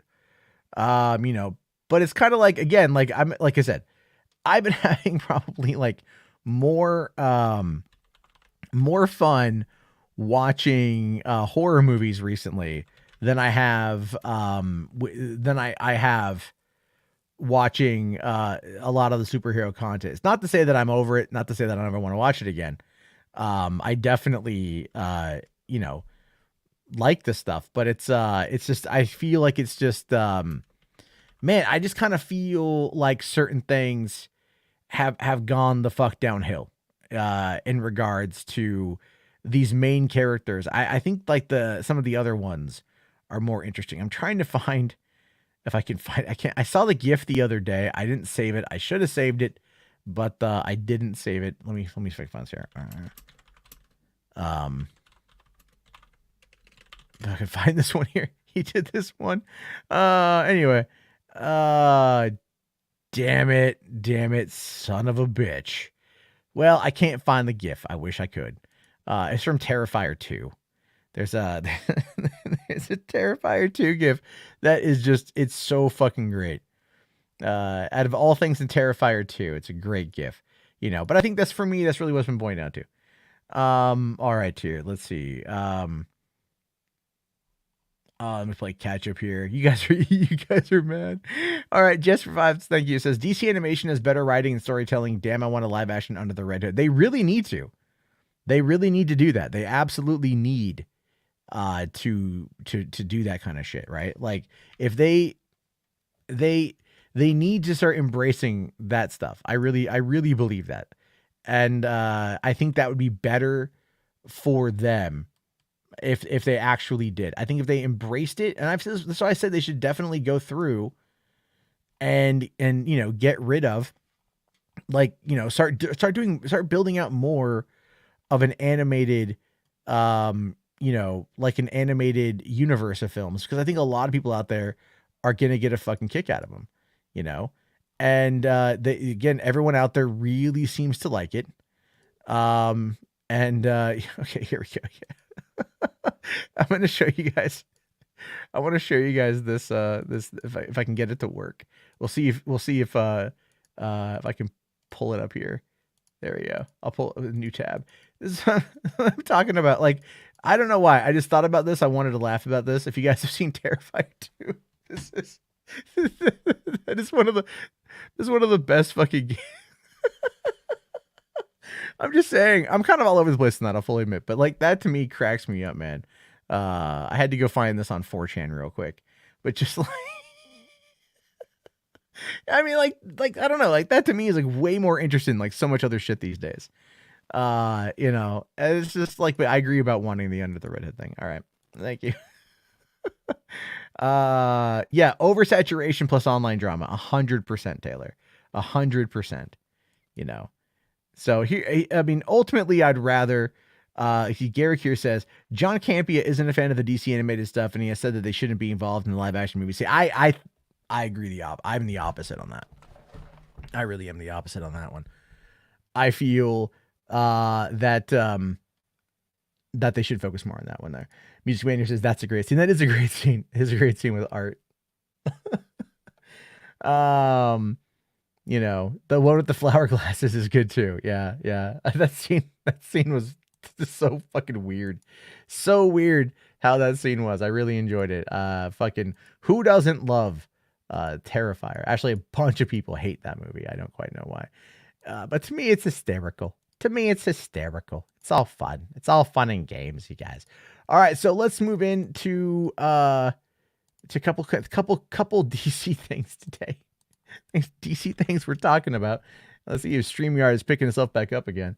It's online drama will have an impact. Yeah, okay. I mean, online drama they act like it does. They absolutely act like it does. All right, so what we know here today is that David Director F. Sandberg has announced that Shazam! Fury of the Gods is officially done and ready for release in March. And of course, a lot of people are like asking, the question, like, what's going on with Shazam? Is Shazam gonna end up being, are we gonna get more out of Shazam? Are we gonna get more with him in like the Justice Society? A lot of people have been asking that question, you know what I mean? And I think that's a good question to ask. And we got Aldous Hodge here, and he says, like, he was asked about that. He says, I can't say all that. I can't say. I don't know. I do know. I just can't say. So they're trying to figure out what they're able to do right now with Shazam, what they're able to do with that whole situation. And I think a lot of people are wondering what's going to happen next. The Rock is clearly in charge. He's in control. They've brought back Superman, but it almost feels like by bringing in Henry Cavill, they've kind of shafted everything else, right? They've kind of like, I don't know, maybe kind of hurt. Maybe they've kind of hurt Shazam a little bit. There should have been a Shazam tease in Black Adam. They say the name a couple times, but there's no tease. There's no real indication about anything. They should have had it tied together. But listen, Zachary Levy here is he's thinking things are okay. So he actually he posted this, or he was streaming, and the subject came up. So this little clip talks about his thoughts on it. Thing is that my producer Peter Safran and my friend James Gunn are now the co-head, co-CEO and chairs of DC Entertainment. Oh. So I feel like we're in a good spot as Shazam to, keep making good stuff. Oh, the nice thing is. So for one, what game was he playing? Let me just see this here. What game was he playing? Mario Kart. That's cool. That's not canon breaking at all. But yeah, he's like, look, I'm friends with these guys. My producer, they know the value of these characters. They're going to want to, keep things around here. And I agree with RJ. Peter Safran taking control of DC Studios alongside James Gunn tells me Peter will make sure Shazam ain't forgotten or left behind. He's going to look out for the movie and characters involved with. I completely agree with you on that one, RJ. I do. I completely agree. I think that, Safran produced both movies alongside Dwayne "The Rock" Johnson. And I think he really wants to keep that character going because it's also low budget enough to where it can work and it could find a way to become very profitable. In fact, it might become more profitable than Black Adam, all things considered. But here's this new report coming out, and this is fascinating in my opinion. But according to The Direct, and this is being pulled from an article from The Wrap, they say that Dwayne Johnson reportedly disapproves of Shazam and even removed his Black Adam scene. Well, yeah, why would you lower yourself to Shazam? I say facetiously. He's been talking about Shazam for a long time, but that kind of went away and started really migrating over to the Henry Cavill Superman stuff. And you can kind of see where his approach is. And all these fans, again, we're talking earlier about comic book accuracy. Okay. A lot of comic book lovers out there mad at my take on interpretation of Superman, but whatever.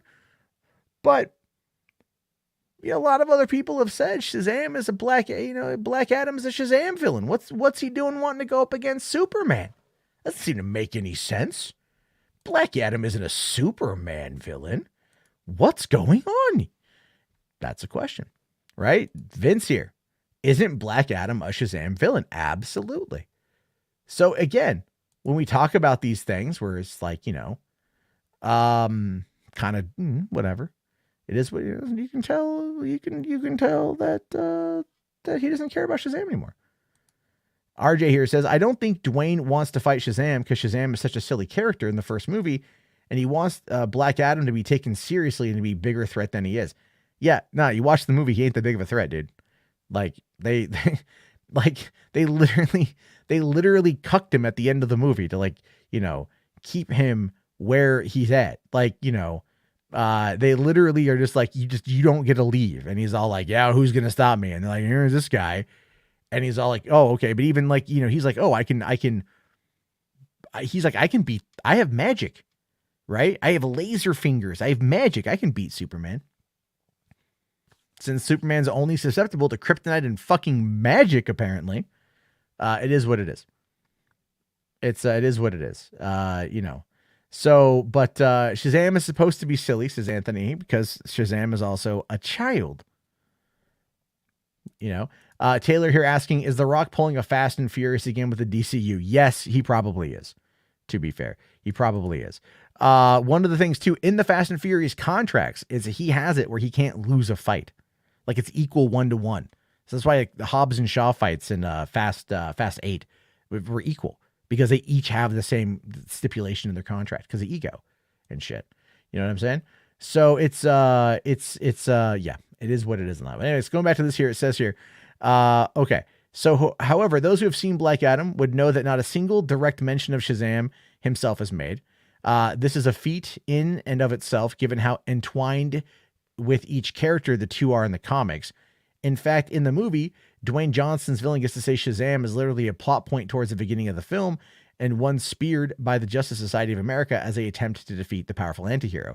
So why did DC's latest film completely ignore an important part of the character's lore? Well, most of the blame seems to be at Dwayne Johnson's feet. So according to an article from the Wrap here, they talk about this whole thing, right? So it says here that the 2019 movie's deleted scene can be found online. All right. And that cut features Billy Batson and his family enjoying their new thrones, but then realizing that there's a seventh unclaimed seat. We've seen that before in the Shazam. But this insider to Humberto Gonzalez and other people at the Wrap have claimed that that Johnson probably isn't loving the idea that his boss Safran is now the guy that produces Shazam, and that Johnson has a thinly veiled disdain for the Zachary Levi movie. Saying here that Safran needs to win over other filmmakers, and Dwayne Johnson's thinly veiled disdain for Shazam means he probably isn't loving the idea that his boss is now the guy that produces Shazam. Safran is pretty diplomatic, so I think he'll pull it off, but it won't be easy. Now, previously back 2014, Dwayne Johnson had signed on to be Black Adam for the Shazam movie. Later, the star was able to convince the studio to go on and make the 2019 film without him, but instead let his take on Teth Adam get his own adaptation. In Johnson's own words, he knows how Shazam's original script is great, but they should separate Shazam and Black Adam, saying, I made a call. I said, I have to share my thoughts here. It's very unpopular because everyone, though, is like, hey, the script is great. Let's go make this movie. And I said, I really think that you should make Shazam and make that movie on its own in the tone that you want. And I think we should separate Black Adam as well.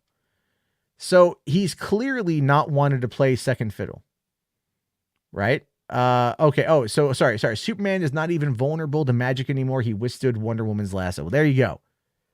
Well, there you fucking have it, folks. There you fucking have it. There you go. All right. It's all bullshit these days. Now, okay, RJ makes a good point. Says, if Shazam was completely separate from Danny Garcia and Seven Buck Productions, I'd get it. But they're one of the main producers and the backers of the franchise. 100%, dude. What have I been saying? When I talk about how Henry Cavill got fucked by his management, this is what I'm talking about here. They dangled Superman in front of him for years. It finally paid off. Good for him. But they dangled it in front of him for a very long period of time. They did. I mean, after Justice League came out, dude, did you see him in movies? Mission Impossible Fallout was already in production. That came out. And then nothing. The Witcher, Enola Holmes. You know what I mean? I like both those, by the way. But they fucking cucked him. They cucked him. They sidelined him for years while they were trying to get this deal to work because it's all about The Rock and his fucking ego. And it's not to say that, not to say he didn't pull it off. I mean, Black Adam's an entertaining enough movie. Who's to say it's going to do well in China, But having the thing is, though, they do need to cross over, RJ. I completely agree with you that they absolutely need to cross over. But the big key factor here, in my personal opinion, is that what they need to do is absolutely get to the goddamn point of where Superman is not going to be the main contender. That it's got to be Shazam versus Black Adam, and that Superman comes in to help out at the very end because they fucking need it. RJ here says that Shazam is tied to Dwayne and Danny. You can't ignore him. Shazam needs to be a member of the Justice League or meet up with Superman to help him defeat Adam, with Adam joining Shazam family at the end. I mean, that's the thing. He's not going to do it, though. He would only join the Shazam family if he led the Shazam family. That would be about it. But you're never going to get The Rock to play ball. That's why this whole concept in my mind has been kind of one that somewhat failed. Not to say that you can't pull it off and make it work in a way that's going to be interesting.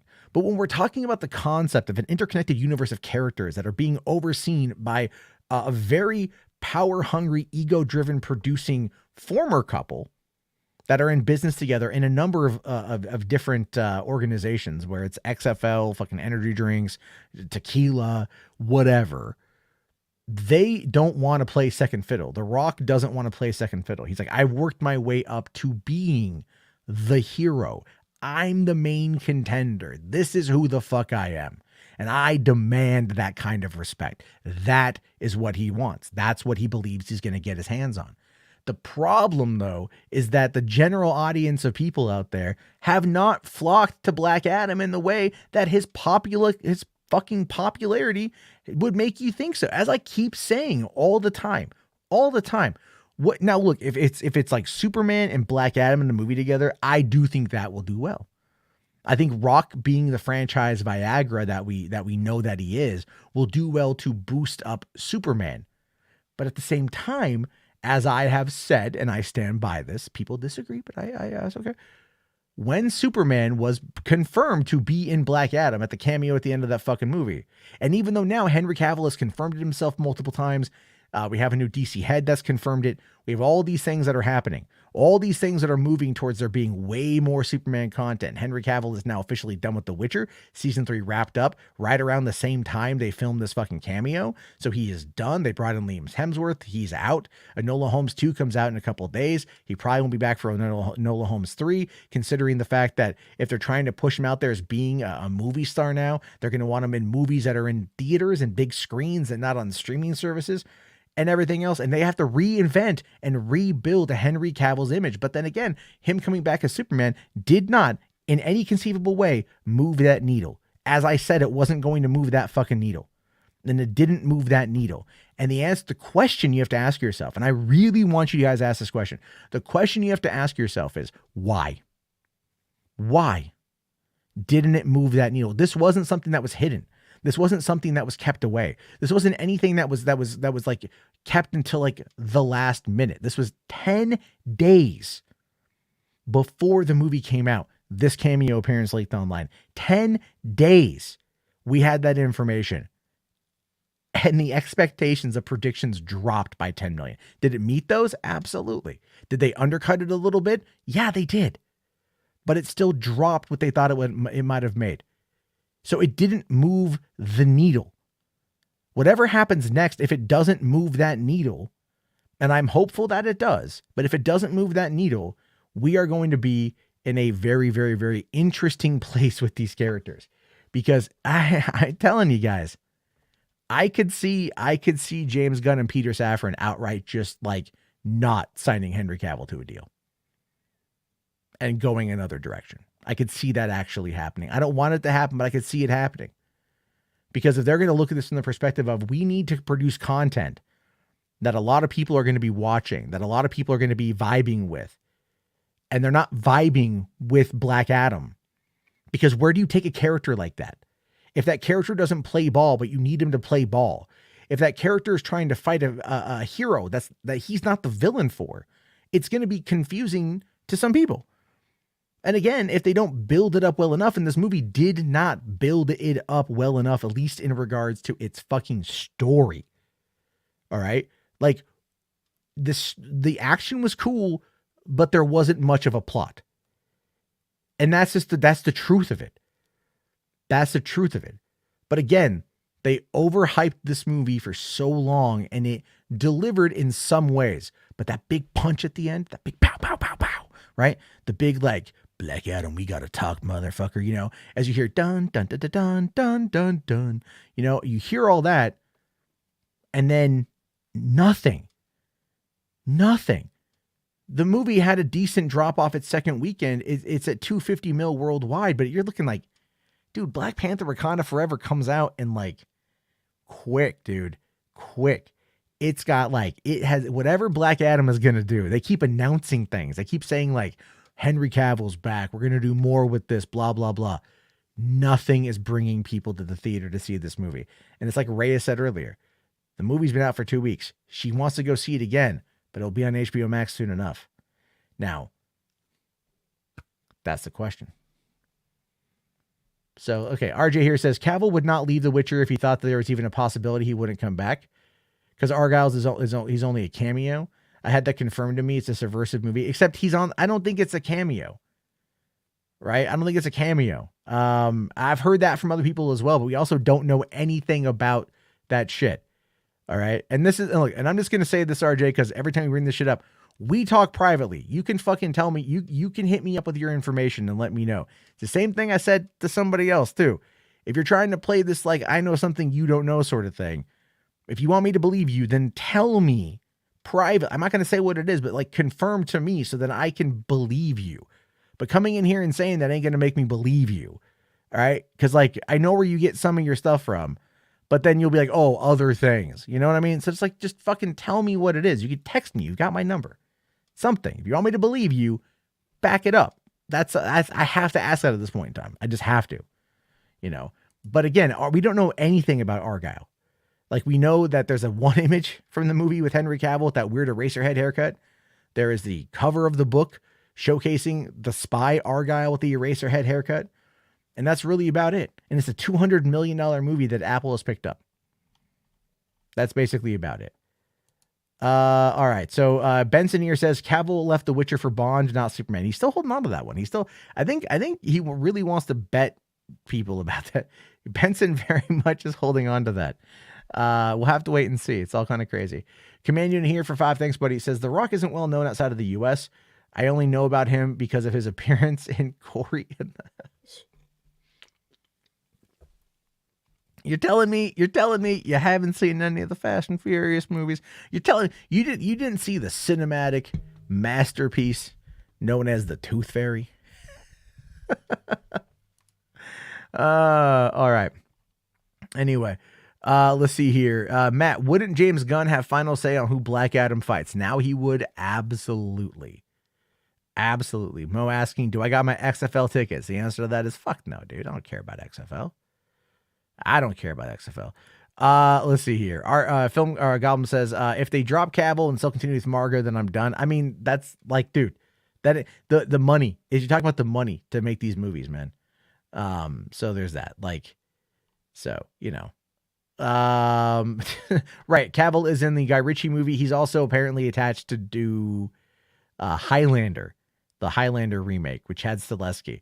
I actually hope he's playing the fucking Kurgan and not playing McLeod. You know, I hope he's playing the Kurgan. I do. I think he'd be good I think we need to see more Henry Cavill as a bad guy. I do. I think we need to see more Henry Cavill as a bad guy.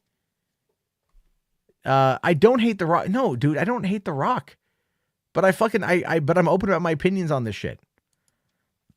All right. Benson here says, if you lived in the UK and knew his relationship with the family, you would know that Cavill is the next Bond 2. The announcement is coming very soon. I mean, all right, man. So, all right, you know. JP here says that The Rock is famous outside of the U.S. WWE make him a big deal. I am from Thailand here. SCA really crazy about WWE. I mean, yeah, he's known. I don't really pay attention. Taylor here says The Rock's best live action performance is in Be Cool. I agree, man. I love Be Cool. It's a good movie, man. Dabu, that ain't gangsta. Fucking Cedric the Entertainer, dude, and fucking Andre 3000. And then the Russian guy, Be Cool. Yeah, I'm gonna say it. That was funny though. I really enjoyed Get Shorty and Be Cool. Good movies. Very good movies. Inside DCU says he wants an evil Superman like Grace Randolph. I mean, fuck it, dude. I do. Actually, I do. Because I'm not a religious individual, and I view the allegory that Superman is Christ as being something that should be fundamentally thoroughly destroyed. So yeah, man, fucking put him up against everybody and, like, you know what? Topple God. Topple a God. How about that? You know what? They're playing to my atheist fucking upbringing. All right. Anyway, let's see. Irrational here says Taron Egerton has been looking out for the new Bond, not Cavill. I think the Kingsman franchise has kind of tainted that, to be honest with you. But stop using religion. Anyway. Okay. So, here's what we are. Let me get to the last thing here, because it's almost midnight and we got a couple things to watch, and I want to watch Pearl before bed. So let's get to the last thing here. Of course, obviously, I'm talking about Friday the 13th. We found out today that A24 is going to be working on a prequel. All right. Friday the 13th prequel series, Crystal Lake, from Brian Fuller, ordered at Peacock. So if you're asking yourself why Peacock, because it's Sci-Fi Channel, I think, you know, Chucky, right? They've just worked that particular angle. I think they're playing that up there. Never mind like Universal Monsters, right? This things like that.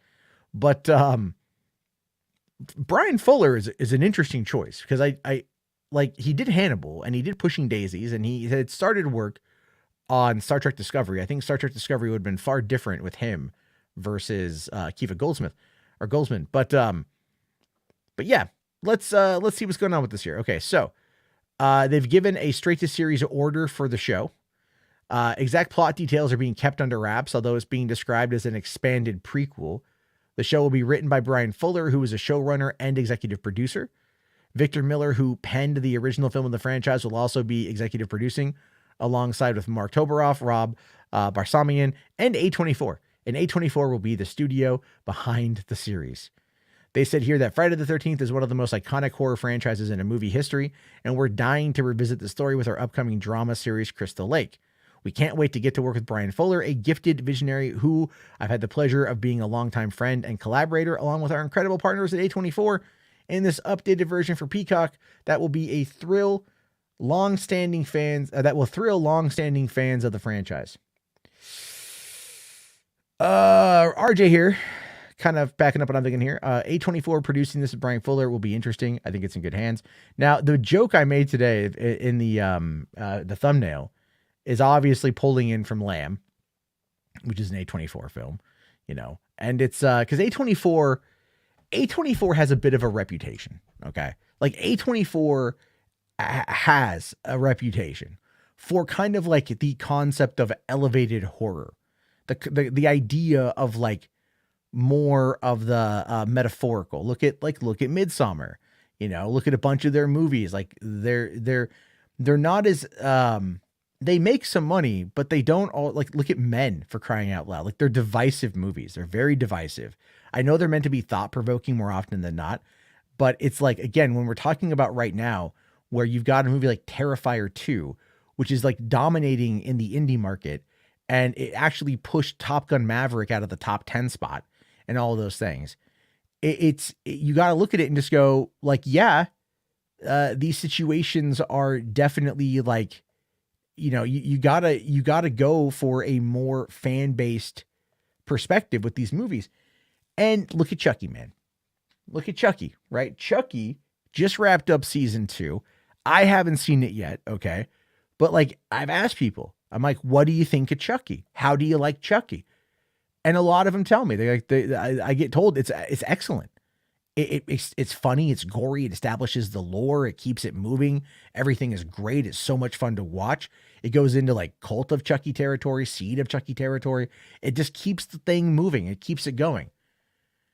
So then you're like, okay, well, what about that makes sense? Well, Don Mancini is behind it, who created the franchise. Now, in this case, you've got the writer of the original movie. Now, obviously, they've had their whole battle in court and stuff.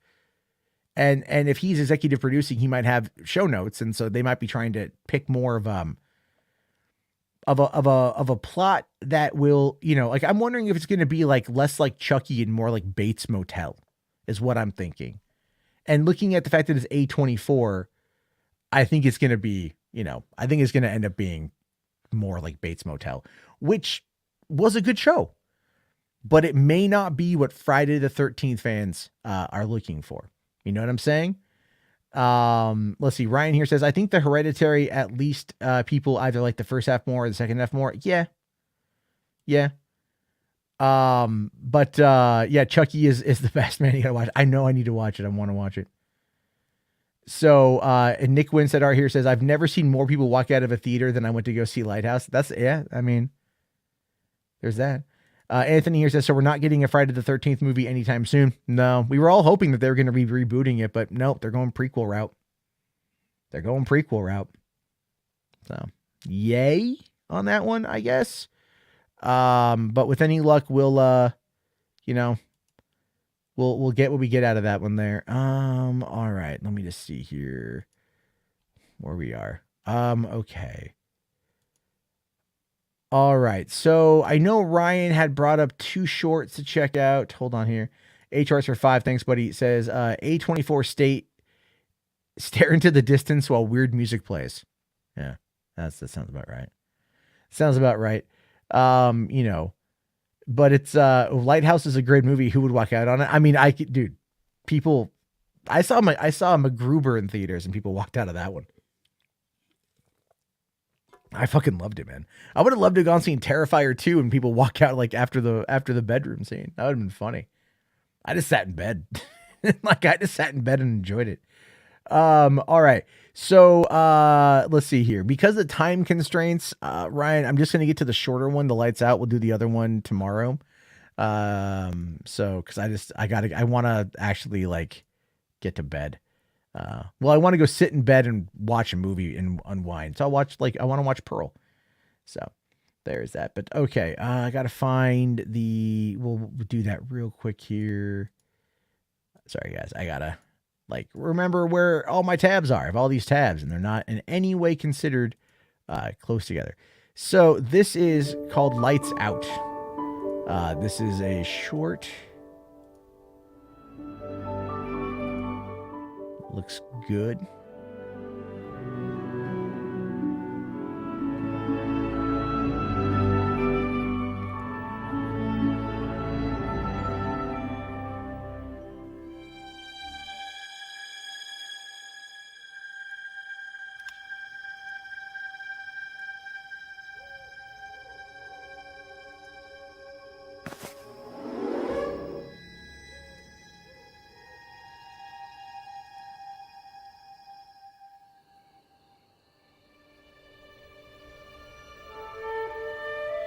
Oh, there goes my camera. I knew that it was dying. I didn't know that it was going to be that close.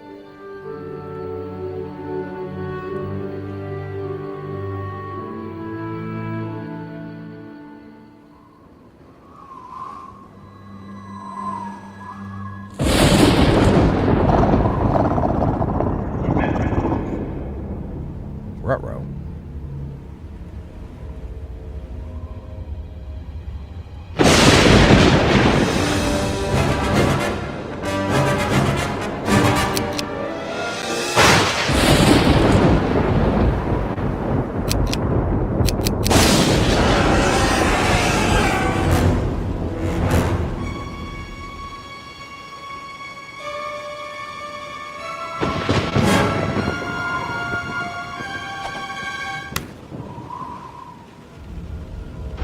That's horrifying.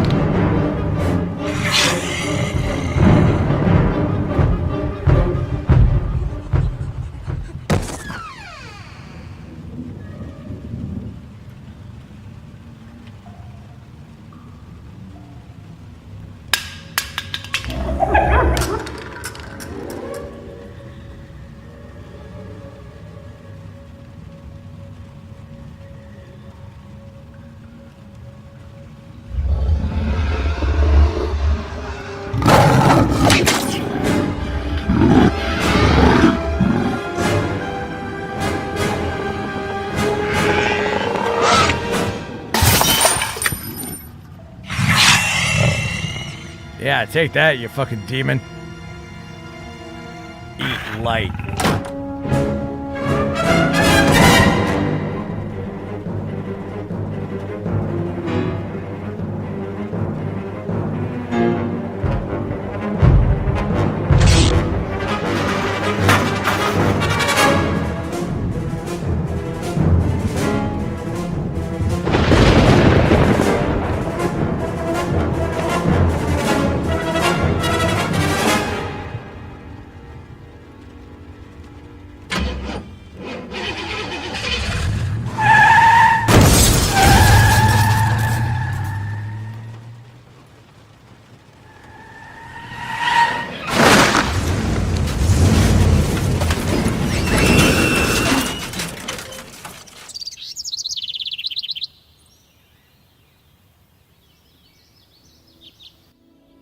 How the fuck did he hit the car in the goddamn tree?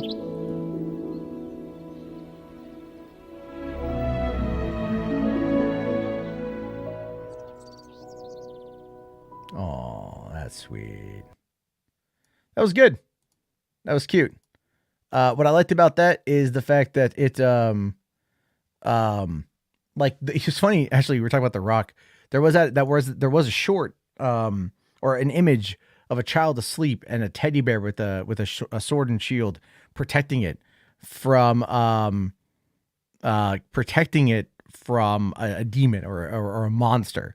And many years ago, The Rock actually optioned that particular that particular thing, and so we ended up never getting it, obviously, but that ended up being something that they were working on. So that's kind of funny, in my opinion. But all right, here. So so to kind of wind it down, well, command unit here for $2. Thanks, buddy. Says, enjoy living under the rock. Watch Edge Runners. Yeah, I will. Okay, so this is something, again, Warhammer related.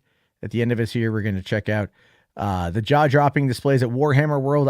This is a sneak peek.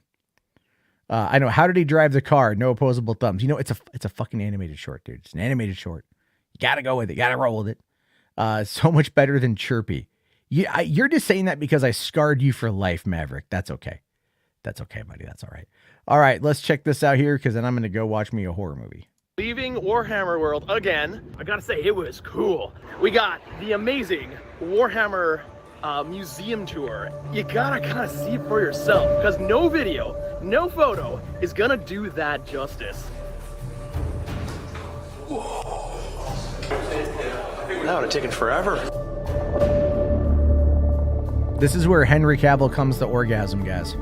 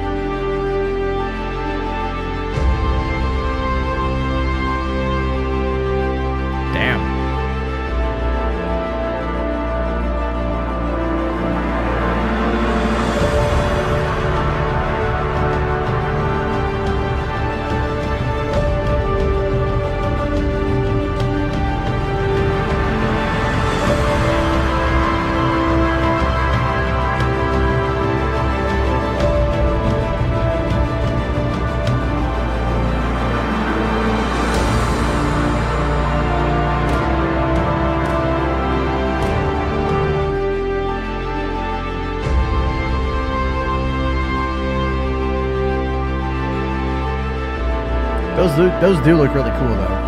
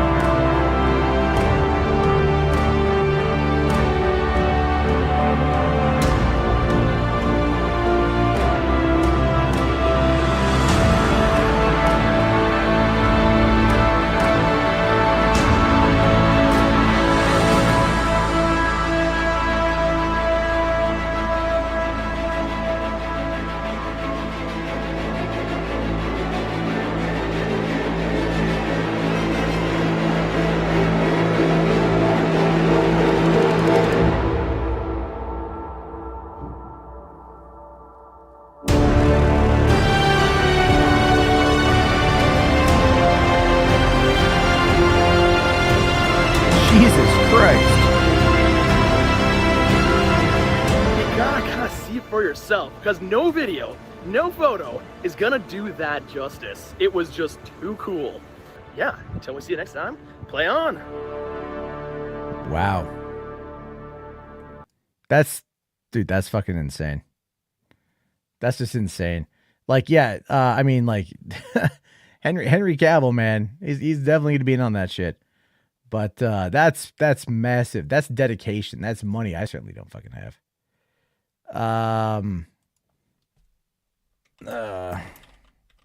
Hold on. All right. Let's see.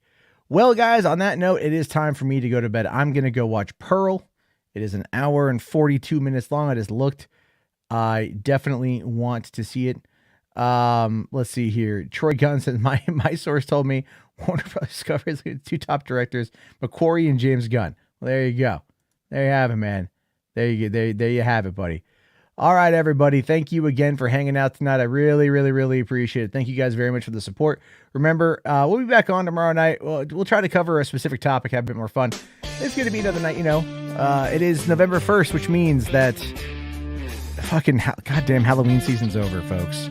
You know what? The horror movies are going to keep going. The horror movies are going to keep happening. And, of course, Hollywood After Dark. I'll see you guys later. Have yourself a great night. Peace out.